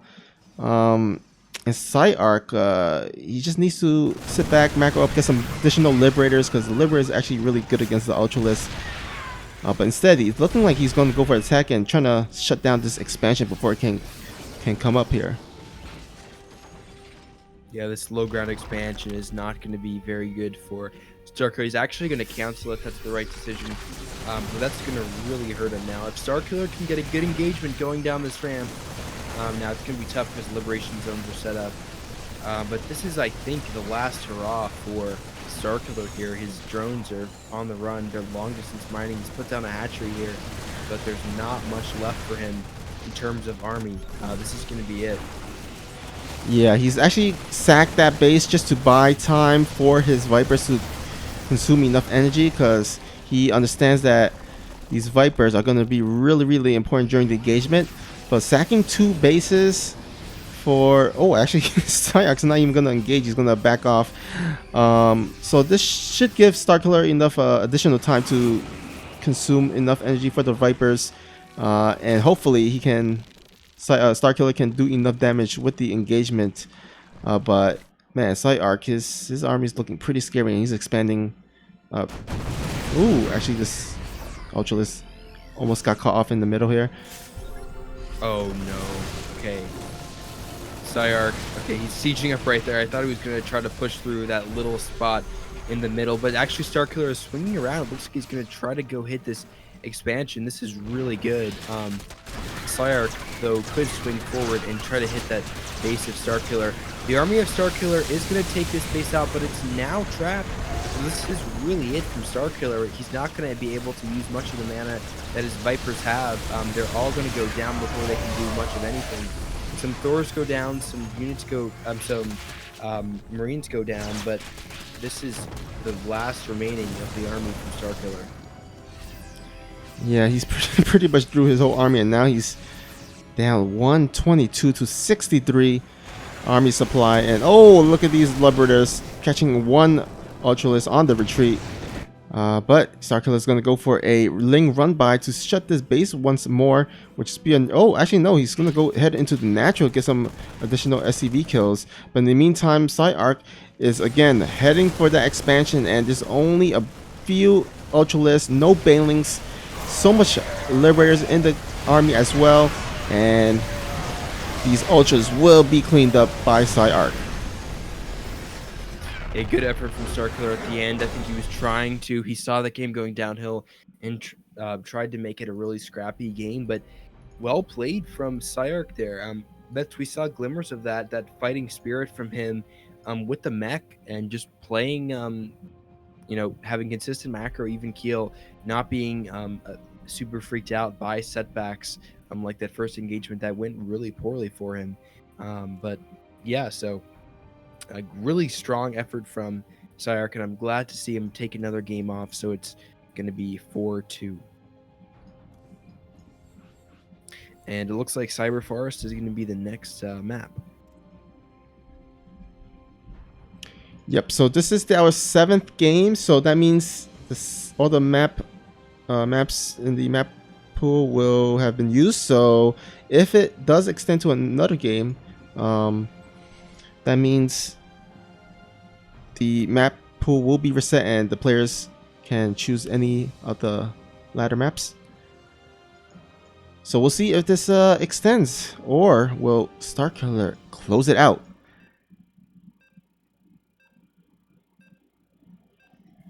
Now, I think Cyber Forest is going to work a little bit similarly in the last game, in terms of if we do go to that longer game, the third and fourth bases are going to be a little bit tricky to hold on to, especially beyond that. You're going to be spread out and going to have to defend a lot of different angles. Yeah, so I think starkiller definitely wants to at least connect the creep tumors to his expansion, and then PSiArc might want to at least get maybe some sensor towers to see if the army is coming to his base or not. But before that happens, let's go ahead and update the score. Best of 9 so far is 2-4. And here we go. At the bottom right, we have our blue Terran player looking to get his 3rd win here. He is PSiArc. And at the top, we have the Red Zerg Starkiller. So I think Starkiller shouldn't be too frustrated by that game. It was a really close loss for him. I think he's going to stick to his... Well, the only thing that he really did differently was he did go for those 6 Lings in the early game instead of his standard opening. But other than that, it was kind of normal from him. He tried the... Oh, wait, I'm confused. No, he went into Roaches, right? Yep. So, I think Starkiller needs to continue with his formula. I'd like to see him mix in mutas again as well on this map, and I think if he continues to doing what he's been doing in the previous games, he is going to close out this series eventually. But PSiArc has shown that he's not going to go down without a fight. He's got really strong macro, and Starkiller, I think, has to respect that a little bit in that game because he's been able to usually end the game with a really strong timing in the mid game. But I think PSiArc, if things make it to the late game, might be at an advantage if this is a mech. Well, yeah, I mean, last game, Starkiller, I would say he was in a pretty solid position to take the game. But I think his roach timing attack just kind of botched a little bit. At the first big attack, he had half of his army attacking while the other half was lagging behind due to the inhibitor zone. Second big attack, his banelings got caught in the inhibitor zone, and he split his army into three places, trying to go for a super flank, but I think only two of his army groups were attacking while the third was sitting back. So kind of botched the attack and kind of threw the game away, and that allowed PSiArc to just take the game from there. So Starkiller wasn't in a too bad of a position, just gotta make sure he doesn't throw away his units and botch those attacks. Yeah, I think he tried to, like you said, he tried to land some flanks a couple times that did not quite work because of those zones. And PSiArc, his defense was strong. He kept at it and basically took advantage of the opportunities that Starkiller gave him. Now Starkiller is going for a faster third instead of a lair. That's what he's been doing for the past few games. Or he's mixed in the lair versus the fast third throughout this series. Yep, and also throwing down that roach warren, so he's gonna go back to his trusted roach tech, and this should, at least in theory, work a bit better because, you know, something that this map doesn't have are inhibitor zones, so he should be able to move those roaches much more freely compared to the last map.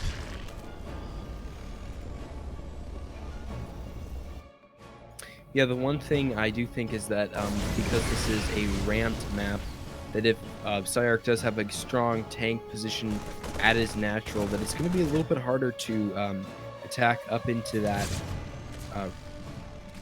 in comparison to a flat map or a map that the natural is on the low ground or on even ground. So I think PSiArc is going to be able to set up a strong contain with the mech that he's going for here. He is going for Banshees as well, so that's going to be some harass. We haven't really seen Banshees. We saw Banshees at one point, but there were already mutas out. So if he's able to get some harassment and some scouting done with these mutas, that'd be really strong.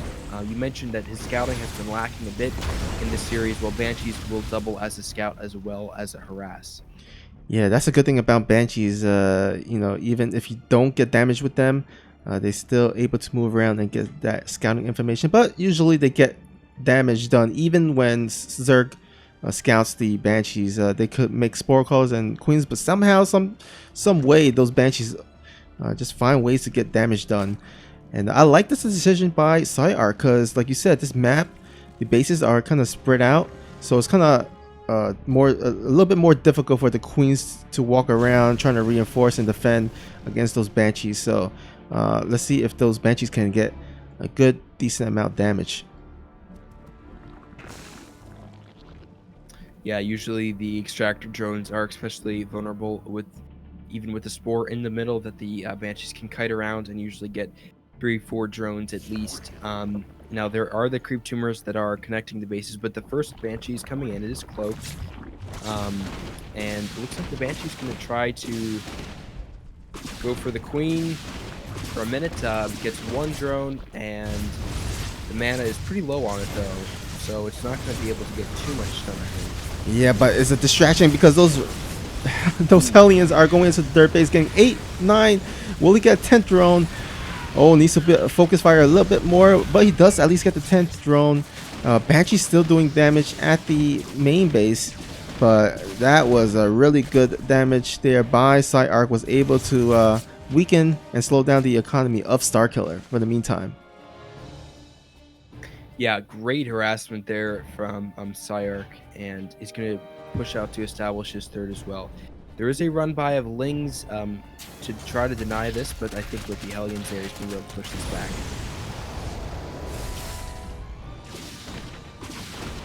Oh, and looks like starkiller looking to move out with those Ravagers, but those Banshees still, that Banshee threat is still alive out there, so had to force starkiller to retreat. And actually, starkiller going for a really quick hive. So I think he's looking to the later game, and maybe, I don't know, maybe he's going for either Vipers or something, some tier 3 unit that should be able to better defend against the mech army of PSiArc. Yeah, and the Banshees are still out on the map, and the fact that he produced 3 of them means that, and a fourth one is on the way as well, means that this is a pretty strong threat, harassment threat, and sort of like the Mutas did for Starkiller, this keeps Starkiller in his base and not able to move out, like you said. So that's a sort of underrated aspect of the Banshees. That's buying PSiArc a lot of time to build up, get on 3 bases, and get that mech train rolling. Yeah, definitely, and he's actually committed to it. He's got the Banshee speed research on the way, is about to be done. So look for him to actually continue making those Banshees. But in the meantime, he's going to go get some additional harass done. But got to be careful, because this is a lot of Infestors and Roach and Lings. The Infestors will fungal growth these Cyclones and Hellions, and wrap around with the Lings, and then combine that with the Ravagers Corrosive Bow. That could immediately destroy this whole army from PSiArc, and this is pretty much his whole army besides those Banshees. So he's got to be careful. These Banshees here putting in work, getting a Ravager and a few drones as well. So it looks like the choice from Starkiller was Infestors, but with Overseers and Queens, they will push these Banshees away. Alright, so this is the reason why Starkiller went for that fast hive. He's actually going for some really quick Ultralisk. I'm not sure if it's gonna work or not. I mean, Banshee's kind of well, I guess he's making enough Queens and Infestors to defend against the Banshees, and then use the Ultralisk to kill the rest of the army. But there's a lot of tanks and Cyclones and Hellions here, so they're kind of beefy against those. We'll see during the engagement how that goes, but in the meantime, center towers, like I said in the earlier game, definitely want to throw those center towers to get an idea where the army of Starkiller is and where to position his tanks and his army. Banshee's coming in into the main. He will lose a Banshee or 2 here for his troubles. I think he did see the Ultras though, so he knows what's coming. And meanwhile, it looks like Starkiller, like you said, is preparing to dive in with some Infestor laying Ultra. Now, I don't think it's going to do too well. I mean, this tank position is very solid. You see one fungal growth going down on those initial Hellbats, and that's actually doing very well. The tanks getting wrapped around here at the front. The only issue is these tanks in the back are going to be doing a lot of work. He needs to get some bios down on those tanks immediately. Yeah, and this attack is petering out quickly. Gets one of the tanks in the back, but overall he lost a lot in that engagement. Yeah, and all the Ultralisks are dead. No answer for these Banshees, and Gorgonath, I think we're about to head it into a 8th game here. I don't see Starkiller getting back into this game. Yeah, he's committing a lot to this for sure, and the worker count is very much in favor of PSiArc. He needs to get some strong worker kills here now to sort of reset the economy and deny this 4th base. I'd really like to see him attack this 4th base, because if he shuts that down and gets some significant SCV kills, he could find a way back into this. Starkiller is droning up as well. Alright, looks like he's going to dive into this planetary, but not the greatest idea. Definitely need a lot more Lings to kill a planetary like that. But look at these Banshees. There's like, how many Banshees are there? There's a total of 5. Yeah, that's oops. I got the units tab up instead. I mean, the units lost tab instead. But yeah, 5 Banshees all with Banshee speed and can actually dive into this base here. But looks like he's going to dive into the main base. Might even get the evolution chamber, which would be a big pickoff. Yeah, there are queens there, but no overseer. The overseer is joining them shortly, so going to push those banshees back. But the fact that the banshees are here and they are a threat means that this requires APM. It requires attention from Starkiller to have to deal with those. So continuing to add value. Now Starkiller is not giving up yet. He's trying to produce another army, but he really needs to expand again, I think, because he needs to get an economic advantage here. PSiArc's worker count and his army value is a lot higher. The mech push out is going to be quite strong from PSiArc, but he's taking his time. He's really not pushing out too fast. It's going to be a really Cyclone Hellbat forward army. There's not a ton of tanks with this. Yeah, I would hope to see Starkiller. Oh, he's actually trying to take a base, but actually gets shut down immediately by this Hellion Cyclone army. And oh man, this Cyclone Hellion army is so annoying to deal with. You definitely want to get that Infestus to slow it down. And will he get the fungal growth? It's so close. Oh, but the Banshees come in and there's actually no anti-air. He forces Starkiller to retreat and picks off so much army there of Starkiller. Yeah, this is a really awkward fight for Starkiller to take. It's Ultra Ling versus a lot of Hellbats here. He's doing an okay job, but the Banshees are putting in quite a lot of work here. Overall, this is a great trade from PSiArc. The fact that he's denying a base is really good too. Yeah, man, PSiArc Queens as well. Oh, actually, yeah, a lot of Hellions at the other base trying to get some additional drone damage, but the real threat is this Cyclone Hellion Banshee at the bottom base here at the 4th. And this will finally get cleaned up, but taking down the hatchery that it's paid for itself, I would say. So PSiArc did dump a lot of money, a lot of army into that. The army supplies are quite a bit even now. But here's the real issue: is that the economy is so much better for PSiArc. It's almost double when I pull up the income tab. So Starkiller lost 2 bases there. He needs to get those established fast and do some economic harassment. Yeah, it looks like Starkiller, after cleaning up that army, was looking for a counterattack, but still no answer for these Banshees. So he had to actually retreat and wasn't able to counterattack. Only has 2 Infestors out on the map. Now he's looking to throw down the Spire and get some anti-air for these Banshees. But actually, it looks like Banshees, there's no more Banshees on the production tab for PSiArc. He's transitioning to Liberators, which is going to do a bit more better against those Ultralists. Yeah, if Starkiller had gone Mutas earlier, I'm not sure if he's thinking that now. If he gets Mutas now, they could do a lot of damage economically and buy some time for him. There's not a lot of turrets down at these bases. There's a lot of damage to be done to PSiArc's economy. But PSiArc is max, he's pushing out, and this is going to be so difficult for Starkiller to deal with. He doesn't really have the right combination of units. Yeah, and actually his army is out of position here. It's going to allow the Liberators to siege up, and PSiArc will take down this base so quickly. Look at the damage at those Cyclones. Immediately take it down in a blink of an eye. And now Starkiller looking to counterattack instead, but nice scan there by PSiArc. This is what I'm talking about. You need to scan, see where the army position is.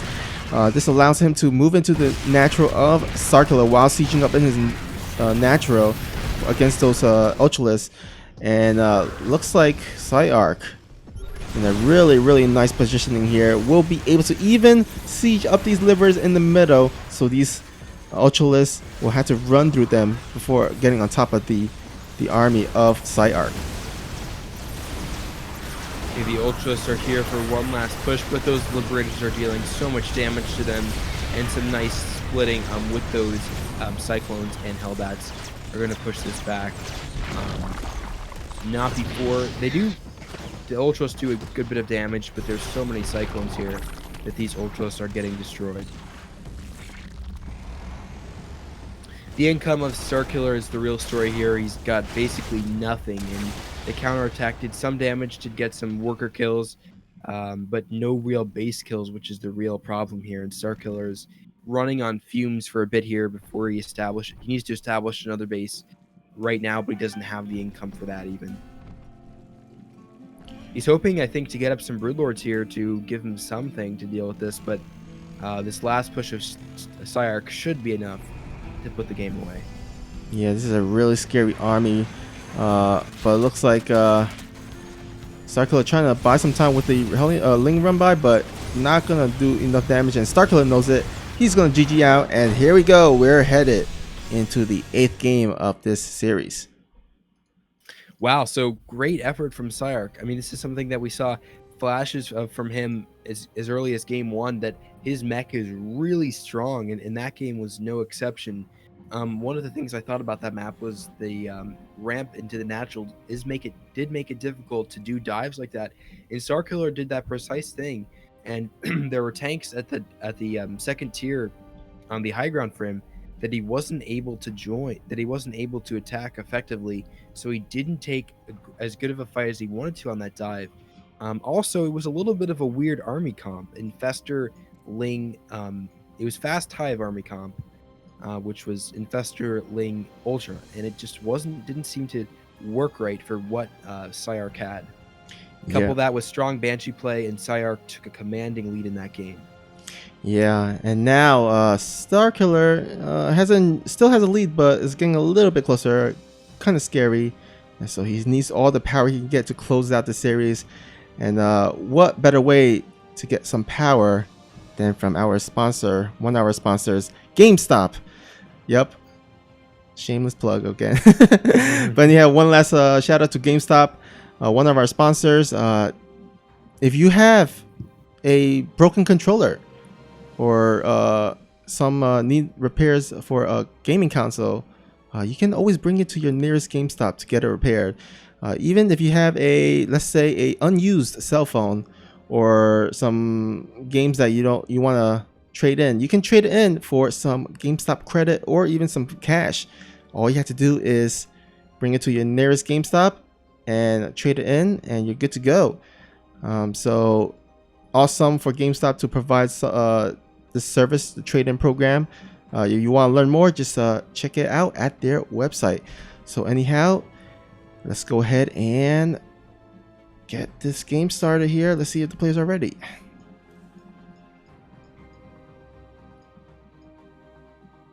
Yeah, so PSiArc, he's won 2 in a row here, and it's going to need to win 2 more to win the series.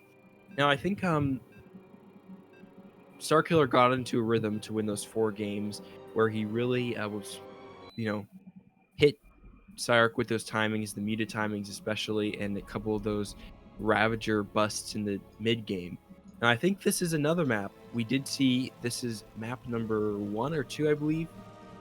I can't remember exactly, but where Starkiller did a muta into Ravager bust, essentially, where PSiArc didn't respond to the mutas enough and then was not able to deal with the mid-game push of Starkiller.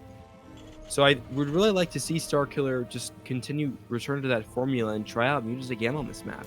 PSiArc might be ready for it, but even with PSiArc being ready for it, there's still a lot of damage that can be done with the mutas, and the mutas themselves we could see happen the same thing last game with the Banshees, where the mutas act as a method to give Starkiller opportunity to scout and buy him a lot of time.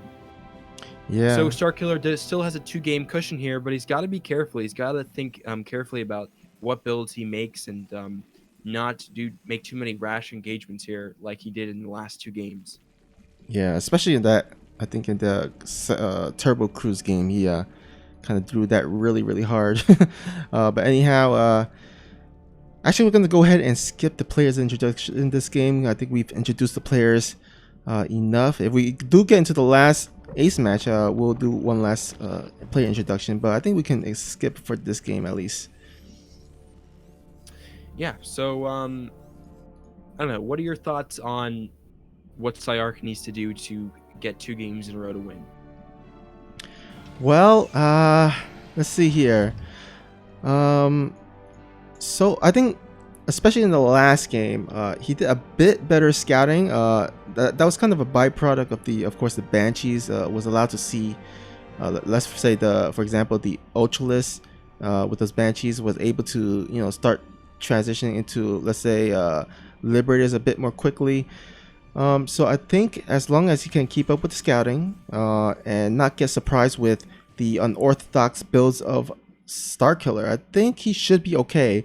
But on the other hand, let's, you know, for Starkiller, if he can pull out a build that can surprise PSiArc like he did in the previous games, maybe he can actually close it out with that. Yeah, I think PSiArc, we've seen some strengths from him, or we've actually seen him develop over the course of this series. And in the beginning, his scouting lacked, his defense lacked quite a bit, and now we're starting to see that sharpen up, and that coupled with his strong macro has really been formidable for Starkiller to deal with. So if I'm with PSiArc, I'm thinking just stick with, keep doing what I've been doing right, which is scouting. Go for Banshees. I'd really like to see that again, because there's no real way, like, Zerg can't really shut that down. The best they can do is defend that well, so that the Banshees don't kill too many drones. But with the Banshees, you're already scouting, and if you build a few of them, you're preserving your value late into the game to help against things like run-bys, roaches in different points. It does pick off the Reaver as side note in this game, so it's pick off. So yeah, what I'd like to see from PSiArc is stick with Banshees to get some scouting, and continue to have a strong defensive position with tanks, and try to get into that mech late game as soon as you can, because that seems to be where he's really strong.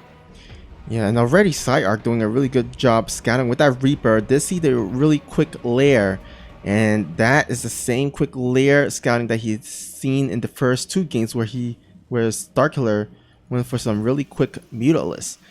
And there we go, Spire going down. I mean, PSiArc got caught twice in a row in the first two games. Will he get caught in this 8th game here? I expect him to at least to start getting used to this. Right now, it doesn't seem like he's actually responded too well. He's going for Hellions Liberator. No engineering bay. I would assume he's going to throw down the engineering bay like ASAP. But, I mean, Spire's still far along, so he should... I mean, he still has enough time, but looks like he's going to go for a Hellion drop here. Yeah, I wouldn't be surprised if he does produce a Viking after that Liberator is out as well. But the drop coming in here before the Spire is finished, that has the potential to do a lot of damage. There's only a few Lings. He needs to move the Queens up here right away. He sees them coming in. Okay, good drone pull, though. That's going to be very strong. He's not going to lose too many drones here with the Queens and Lings ready to wrap around. All right, nice pull by Starkiller. Didn't get too much. Oh, actually, another Hellion run by, and does scout the Spire. He does get the first look at the Spire. Got to start immediately going for the anti-air, anti-Mutalisks defense. He's got 2 Widowmine in the production tab, but still commencing with the drop at the main base. Gets some additional drone kills for a total of 9. So well done there by PSiArc. Yeah, 9 drones. That's a very good number for him to get. And the Liberator here too. I'm worried that Starkiller is going to take some serious losses from this. Okay, now the mutas are out though, so should be able to calm that down. But the Liberator is up, and so many drones going down here. That's so strong from him. Getting a lot of larvae too. That's big. Yeah, and also buying more time for PSiArc to put up the anti-air defense. So turrets going down and looking really good for so far for PSiArc. I think he's really eager to get to that 9th and last game to give himself a chance to win the series. Yeah, going very well from PSiArc. I think we saw that delayed eBay just because he was confident that what he was doing would keep the mutas at home for a bit. Here the mutas are. Now, if they get into a Widowmine hit here, that'd be so bad. I wouldn't be surprised if, well, Starkiller, he's had some good sense in terms of seeing Widowmines before. He snipes them with some biles, a clutch move earlier. So I wouldn't be surprised if he doesn't. I think his beauty control will be good, and it is pretty good here. He's getting a few SCVs here and there, but there's really not a lot of room for him to get insane damage here. So he's stopping at 6 mutas, and he can continue to get some value out of them.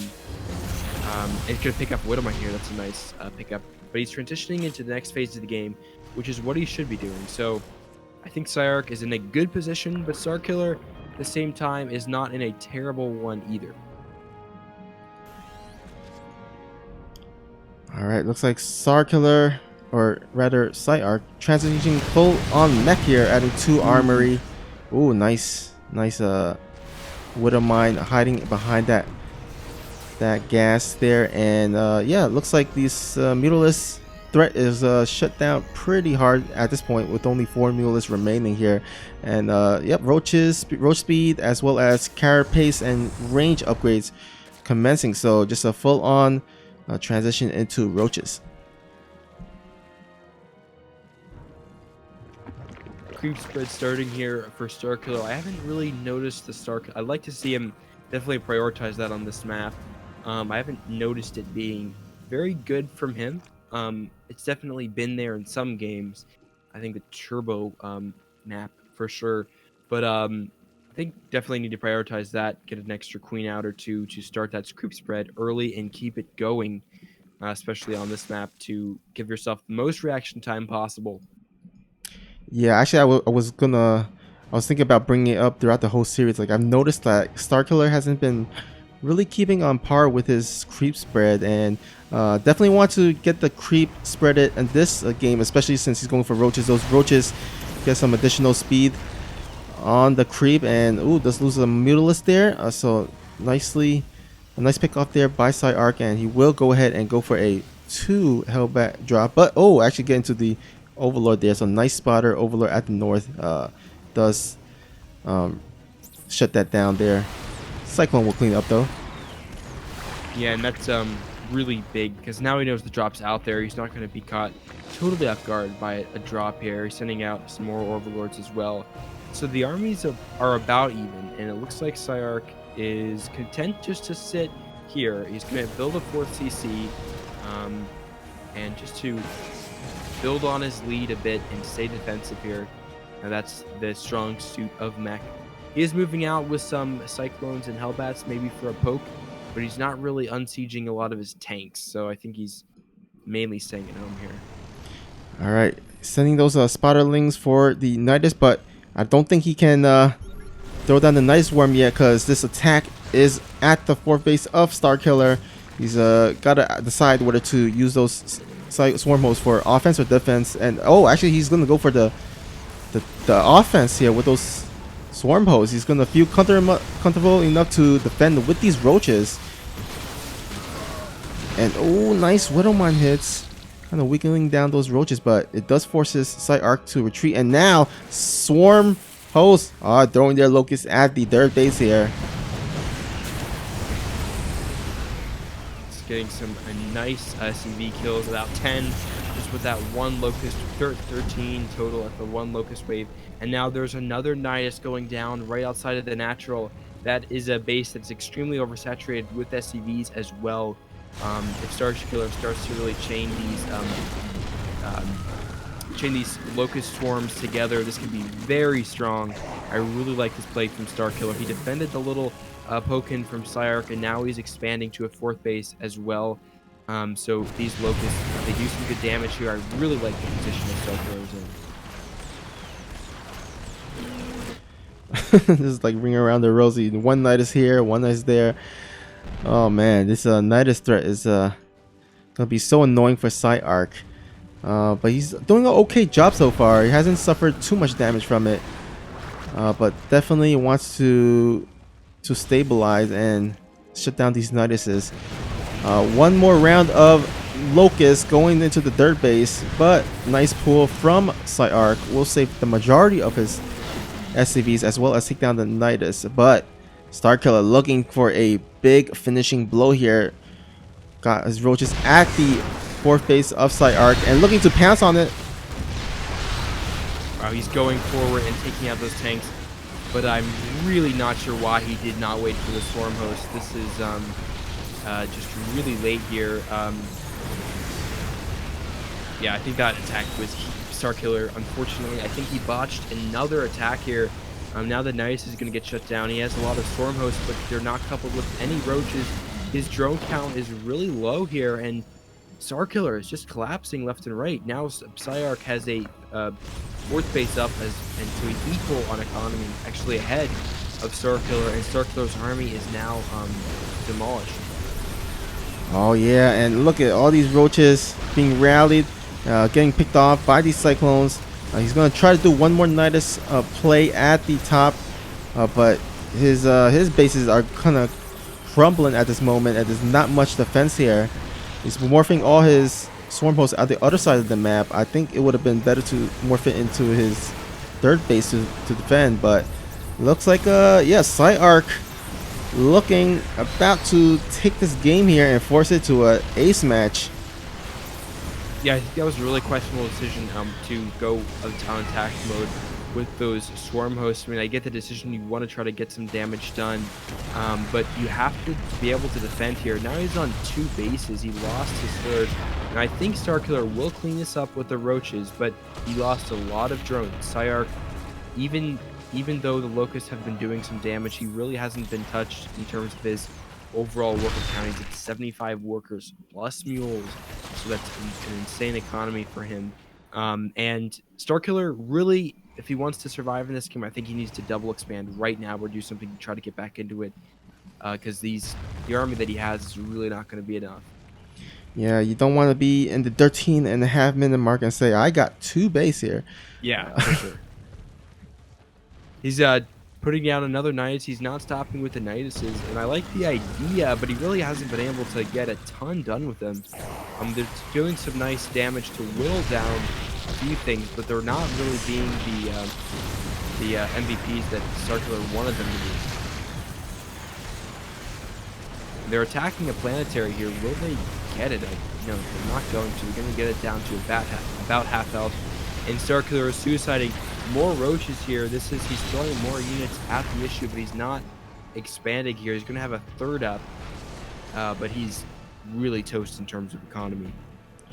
Yeah, I mean, 47 to 75 workers, even down in army supply, and you definitely don't want to be down in army supply when your army composition has roaches and even hydralisks in them. And oh my god, another liberator at the natural of Starkiller, getting some additional 6 kills. PSiArc is non-stop.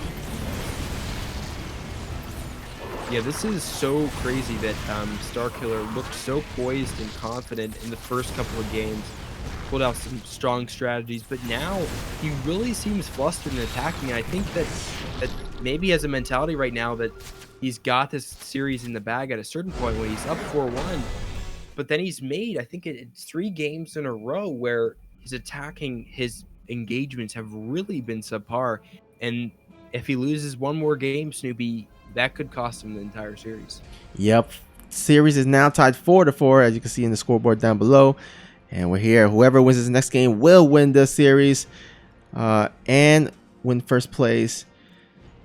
There's actually, guys, a Matcherino link URL. It should be in the chat area with a Matcherino coupon code. If you use the code, you can donate 50 cents for free to the prize pool. I'm sure the players will definitely appreciate it. And yeah, so just go ahead and go into the Matcherino and help contribute. Let's actually go into the Matcherino page right now and see how much it is so far. We have $73.15 thus far, and the payout is, of course, will be a 80% to 20%, despite what it says on the Matcherino page. So yeah, just head on over there.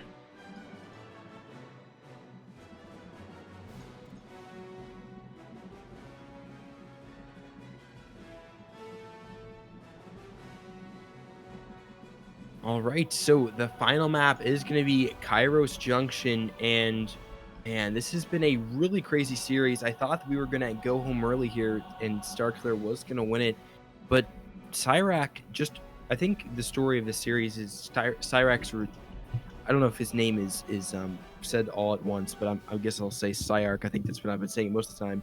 But anyways, he's really been resilient throughout this series. He's been sticking to his mech. Although he did go bio in one game, but most of the time his MO has been really strong mech play, and Starkiller has been trying to catch him off guard off of his script. Now, PSiArc seems to have gotten into a rhythm here. So the key from Starkiller is to get him off his rhythm. I don't think mutas are gonna work because PSiArc is now playing Banshee style, or he's playing Liberator style. Excuse me, he's playing Liberator's drops, doing things that are getting Starkiller off guard instead of the other way around. So it's really now Starkiller's position to get that rhythm back where he's setting PSiArc off guard in terms of not letting himself get flustered by Banshees or by drops. Yeah, I think in the best of 9 series, when the series is so long, you know, you adapt to your opponent, and I feel like PSiArc has all of a sudden adapted to Starkiller's play and has not been flustered by his builds anymore. But anyhow, here we go, guys. Introducing the players at the ace match here, last match of the night. Here, spawning at the top left corner of the map, we have our blue Terran player making an impressive comeback. Can he close it out? It is Starkiller. Oh no, it's not Starkiller. PSiArc, sorry. It's all right. And at the bottom here, we have the red Zerg, who started out strong but has been feeling the heat of PSiArc's mech recently. It is the red Zerg from the great state of New Jersey. It is Starkiller.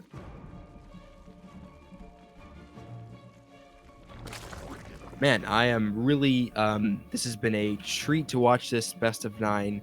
It's gone the distance. It's not often that I've seen a best of 9 series go all the way to the final. But this is a lot of stress on these players. But congratulations to them both. They've both played well for, they both bested each other for 4 games, obviously. And whoever wins this series, it's going to go down as a well-fought, really strong series. Yeah, for sure. I mean, these guys, no matter what the outcome is, can feel proud of how they played today. And yeah, it just shows how evenly matched they are. And I mean, they put on a great series thus far tonight.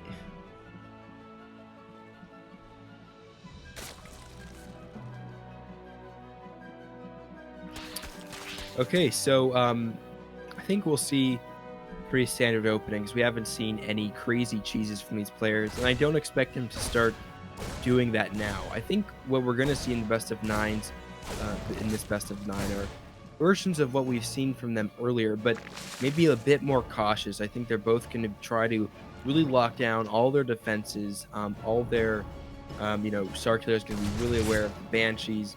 PSiArc is going to be really aware that he's scouting. He's not going to get caught off guard by anything. We're just going to see a version of what they've been doing earlier, but just a little bit more safe and a little bit more intentional in what they're doing. They're going to be thinking carefully about all the decisions they make. I think Starkiller here, hopefully he's learned in the last few games that he's got to be careful in what engagements he takes, because he can throw the game very quickly with one bad engagement. Alright, first 2 links for Starkiller. Gonna go into the natural, get some good damage done actually. Chases out the meal as well as gotten the SCV thus far. So yeah, nice damage so far with those 2 links. That meal is gonna unfortunately die before it can mine its worth. And good scouting intel as well for Starkiller. Going to allow him a little bit of freedom to not be worried that in this best of 9, PSiArc, or keep waffling now. PSiArc is going to pull out something weird. He knows what's going on now. Hellion's going to be coming in, but there is a full wall from Starkiller, including 2 queens that's going to get blocked immediately. So no run by for PSiArc in this game. We do have a fusion core, so he's going back to that BC style. It's worked for him before. He wants to do that again. Yeah, and I think it's really smart on this map because, in the main base there's a little dead space area you can hide your battle cruisers, and then if you need to move across bases, there's a lot of areas where you need your queens to walk around here and there, so it's difficult to chase down those battle cruisers. So I like this choice by PSiArc. Yeah, and we'll see. There's not if Starkiller does eventually decide to sacrifice an Overlord, I think even with that, I don't think he's going to be able to scout the BCs. So it's good in terms of what he has and what position it's in. If he has about 4 or 5 queens out right now, which can be enough to defend it with transfuses, and he may put down spores shortly because he knows that banshees are a distinct possibility. I think Starkiller is kind of expecting the medevac Hellion play that he's seen before, but yeah, still hasn't scouted the fusion cores. Doesn't know that the battlecruiser is on. Actually, he preemptively does throw down a spore caller, so that should help against the battlecruiser, especially with the amount of queens that he's already made. That should at least buy some time for him to at least build up enough defense against it. First battlecruiser is out. Let's see if he can, which base he teleports to here. Oh no, actually he's not gonna teleport. He's just gonna fly across the map. But oh, the roaches does scout this. He might just try to get some damage done on the roaches now that it's been scouted. Hellion's actually running by. They're going to try to poke into the natural, but Queen's there going to shut that down as well. So I'm a little bit confused. PSiArc is actually just going to kind of drift around with that battlecruiser in empty space here. But now Starkiller knows about it. Now he can react. He's building some more Queens and a Hydra Den. So PSiArc showed his hand there and isn't going to really do much with it. It looks like he's transitioning into a different. He's transitioning into mech now, but he's not building any more BCs. He's getting a reactor on his starport instead. So the BC, I think, he's not going to get damage done with that BC. So it's going to still retain value, and you can still scout and maybe teleport in later with it. But that's a bit of a bullet dodge from Starkiller. That he's not going to take any damage from that BC. Yeah, especially since he didn't even scout it. Like, the biggest thing about the battlecruiser rush is that you catch your opponent off guard and surprise with not as much anti-air defense. But Starkiller now, he's looking pretty good. He's droning up, getting up to 66 workers and starting to spread those creep as well. So I like that as well, and getting those Hydras as well as the upgrades.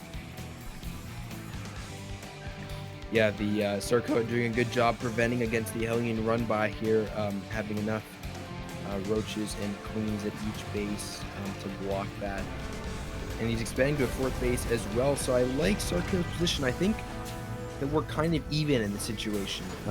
Unlike, I think most of the games we've had before, one of the players has started out with a bit of an advantage that they've carried into the mid game. Now I feel like it's pretty even. We can see that in worker count and army count, we're pretty much equal on both sides. So it's gonna come down to, I think, can PSiArc weather a strong attack from Starkiller? Because I do think that's coming. Once the fourth base gets up, he starts getting economy from that. I do think he is going to attack in to the 3rd, and if he can weather that storm, then PSiArc can continue to play, get a 4th, and keep that mech train rolling. There also are angles that Starkiller could attack into. For instance, if he goes up from the sort of 4th base location at about dead at 9 o'clock and could move up there and go for a counterattack. But other than that, this is a really strong tank down position that Starkiller is going to have difficulty attacking into. So he's got to be careful if he does go for an attack, where he does, how far he commits into, because we've seen before it can very quickly turn into a lot of dead Hydralisks. He's not careful. Yeah, this tank spread is just so beautiful. Starkiller is going to go ahead and try to spread this out, but I don't see him breaking this. There's just so many tanks here. There is a total of 10 tanks out, and yeah, I don't see him breaking this at all. I think he could maybe try to pressure if he gets in by the extractors and try to shoot from behind. But yeah, he's just bleeding a few units here. Not an insane amount of damage loss from Starkiller. It's not quite the catastrophic blunder that we had, but still some units he lost, which is unfortunate. Ooh, and the battlecruiser getting 5 drones and then zapping away. That's a nice pickoff, or nice some nice economic damage from PSiArc here in this situation. So PSiArc defended. That's that initial attack that Starkiller's gone for a bunch of times, and he's going for a 4th base here. So PSiArc is looking to progress into the mech game, and I think Starkiller's biggest objective now would be deny that 4th base, harass that, keep PSiArc on 3 bases. I don't think he's going to be able to push 3 bases, push into the 3 base, but if he can deny the 4th base, that's a big step for him. Yeah, I mean, you know, the mech army does rely on a lot of gases, so if you can keep down the Terran down to as little base as possible, that's great for the Zerg player. Does a nice job whittling down the army, and will at least trade out efficiently with these roaches and Hydralisks. Okay, Starkiller split up his army a decent amount, which is confusing. He had a little bit of army up by the 3rd base. He sniped 1 tank with some bios, but then pulled out. So he should be attacking with his full strength army, and I think if he goes in at the 4th base location, he can actually push that back with his full army. I'm not sure why he's splitting it up, and now he's giving Starkiller PSiArc more time to build that up. So he needs to expand. He's taking a 5th of his own, but I think Starkiller may have just ceded PSiArc a 4th base, and that's not going to be good in the long run for him. Yeah, I mean, that's additional bases to mine those gases to establish a planetary, which is, I guess, harder to kill compared to the orbital. But he is transitioning into Vipers, so 6 Vipers on the production tab. That'll do really nicely against the mech army if he can get some nice blinding clouds, or maybe even some nice ducts. But does catches these Hellions and Cyclones out in the middle of the map on creep.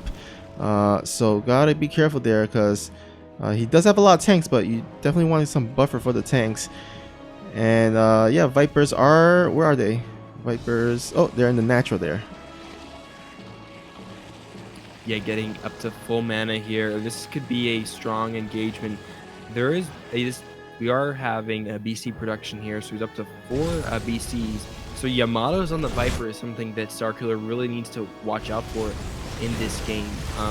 So far, it looks like PSiArc is just poking around the map with his Hellions, trying to kill some creep, trying to keep tabs of the army. But Starkiller is maxed and he's starting to bank up a little bit. But he needs to continue to expand and take a really strong engagement with the Vipers if he wants to make headway in this game. Yep. Because if he continues to allow PSiArc to take another base, then I think the economy is going to start to spiral out of control.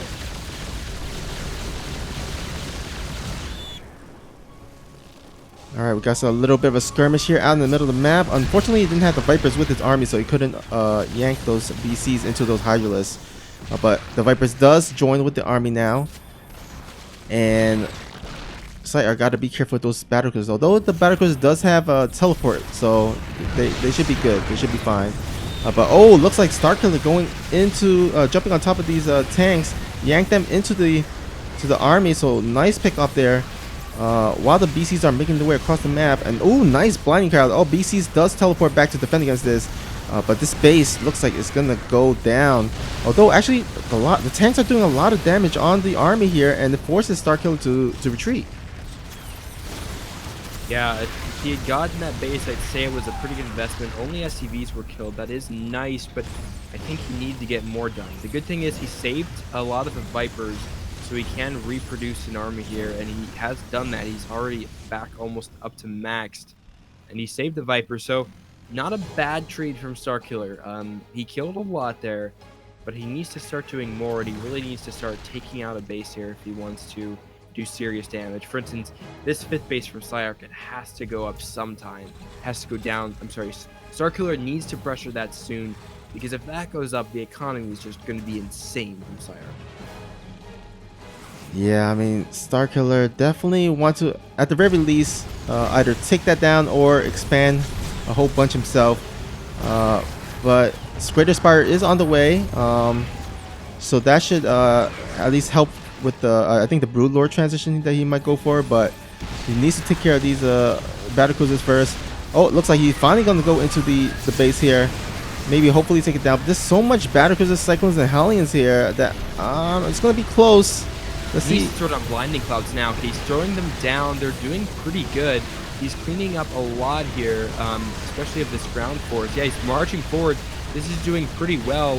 It's still a kind of an even trade because these battle cruisers have just done so much. Yeah, that planetary really helping out. So ultimately, an okay trade, but the real thing is that PSiArc's economy is not touched in this position. So I think that's a win from PSiArc here. Yeah, for sure. And he at least saved a few battlecruisers. And again, the battlecruiser numbers are still growing. And this, if the battlecruisers get to an optimal amount, I mean, Hydralisk, Vipers, they're not gonna do too well. The good thing for starkiller is at least he's starting to implement some corruptors into his army composition, but his resources is so low he can't even make a lot of corruptors here. He's kind of looking a little bit scary for starkiller, but looks like PSiArc is gonna go ahead and harass with this battlecruisers. Let's see how much damage he can get done. Yeah, starkiller is not expanding as aggressively as he needs to. I think he could be up another base at least, maybe 2 more bases, and he's just not done that. And when he doesn't really have any many reasons to not expand, especially when he's on the offensive. So that's something that I think he needs to do, or it may be too late. But if he ends up losing the series, I think his lack of expanding he may look back and see that as an issue in this series overall, and especially in this game. I think the base count is actually ahead for PSiArc here, at least even. So that's a really bad situation, and there's no real reason for it. starkiller could have expanded previously. Now it looks like starkiller is going to take on, I guess this would be the 6th base here, and kill that, which is nice, but that's honestly not even a base that PSiArc really needs here. Yeah, I He think really could push into the 4th base here, the 9 o'clock base. I don't know why he's not. I think he's gonna just go ahead and build up to that kind of crazy broodlord army that Zerg goes for in the late game, where he just get a bunch of broodlords, get a lot of spore crawlers, maybe even add some infestors later on. Got some vipers, and do it like Cero style or something. It's definitely looking like we're gonna get into that longest game of the series here. I think the issue here that I'm thinking is that starkiller is focusing too much on trying to engage the army of PSiArc and not enough on expanding himself and attacking the expansions, because even if he keeps trading with the army, okay, if PSiArc has a better economy with mules and better worker count, it's not going to matter. Even if he takes a good engagement, it doesn't matter if PSiArc's economy is remaining untouched. So starkiller needs to do something soon because his economy is hurting, and I think that this mech army is going to be superior to his. We'll see. This is going to be a huge engagement coming out, because if starkiller can come out on top, then he's going to be in a good position. Like, the tanks are very clumped. If he lands some good blinding clouds, this could go very well for him. So this next engagement is going to be huge in setting the course of the game. PSiArc is positioning more down to the south. That's where 2 of the crucial mining bases for starkiller are, and starkiller is really out of position. He cannot lose those bases. His economy is very thin. He doesn't have that much money for a remax. He's got to defend this. All right, tanks are sieged up here, but oh man, these clumped up Hydralisks, not in the best position. Broodlords getting taken out by these Yamato cannons. Oh, but there's a bunch of Broodlords in the back here, but those battlecruisers still standing, and all the Hydralisks gets taken out. Broodlords only left, no anti-air, and PSiArc cleans up this whole Zerg army and looks to be in a dominating position here. Yeah, that was a terrible position for starkiller. That was a really bad engagement. He kind of backed himself into a corner there. Wasn't really able to land their blinding clouds. The broodlords were way behind. He didn't engage as a whole army. He allowed the tanks to remain untouched for the whole time, while they just rained down on all the hydros that were trying to attack the BCs. Now it looks like he's trying to clean this up with some hydros that are remaining, and he may clean it up. but I do think that the economy is too strong behind this from PSiArc. Look, PSiArc is almost maxed again, and that's not maxed, and mech Terrans don't necessarily remax that quickly. Now, certainly not as quickly as Zerg's. Starkiller is trying to put himself together back again, but I don't think it's going to be. I think that PSiArc is in a commanding lead in this game, and it would take a pretty big blunder from him to lose. Yeah, I mean, PSiArc has been expanding really nicely throughout this whole game. Was able to build himself a nice bank. So even though he lost his whole army during that fight, or at least the majority of it, he was able to remax. I mean, he's almost remaxed at this point, and still has a good, decent bank. A lot of 2K minerals, 600 gas, and plenty of command centers. And in the meantime, he's gonna actually do a counterattack, or not counterattack, a harass here with these blue flame Hellions, and even lowering the low drone count of Starkiller. He was already low to begin with, but now down to 59 workers to the 72 of PSiArc.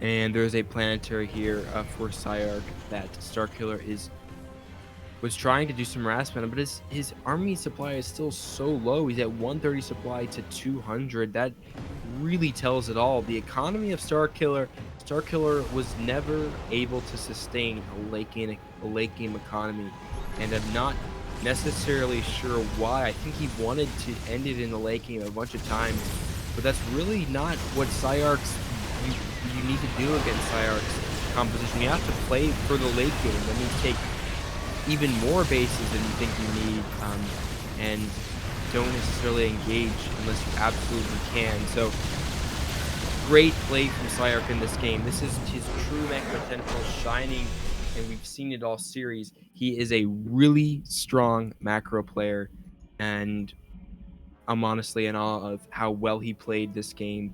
Starkiller had several opportunities to make a good engagement, but PSiArc shut it down and really bullied Starkiller around this game. So great play from him and great series from both players.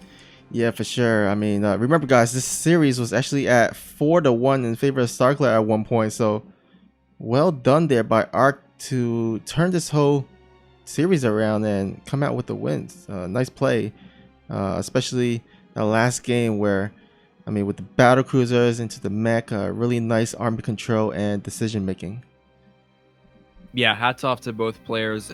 I mean, it was really two halves of the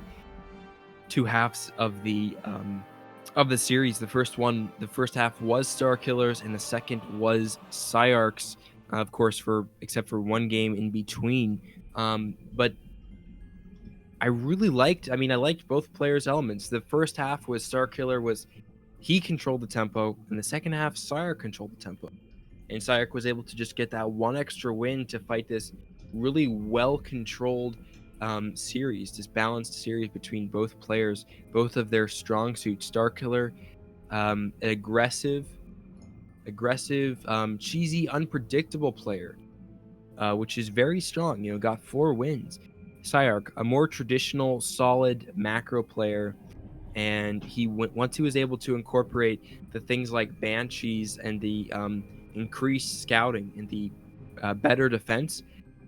Once he incorporated that with his strong macro play, he was a force to be reckoned with, and Starkiller could not tame him for that final game. So that was a extremely strong effort from PSiArc. It was extremely well-played series from both players, and congratulations to both. And thanks also to everyone for watching. We had some great viewership. I know it's late, but it was a ton of fun to cast. This was my first cast back in a while, and thanks for everyone tuning in, and I look forward to casting more events in the future. So thanks for casting with me, Snoopy.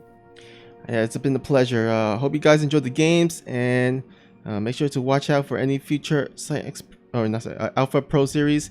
And thanks once again to Sushi for hosting this and organizing this. Thanks to our sponsors, and of course thanks to the players, and of course you, Gorgonath, for co-casting with me. Hope you guys enjoy the rest of your day, afternoon, night, wherever you are. And we'll see you guys next time. Take it easy, guys.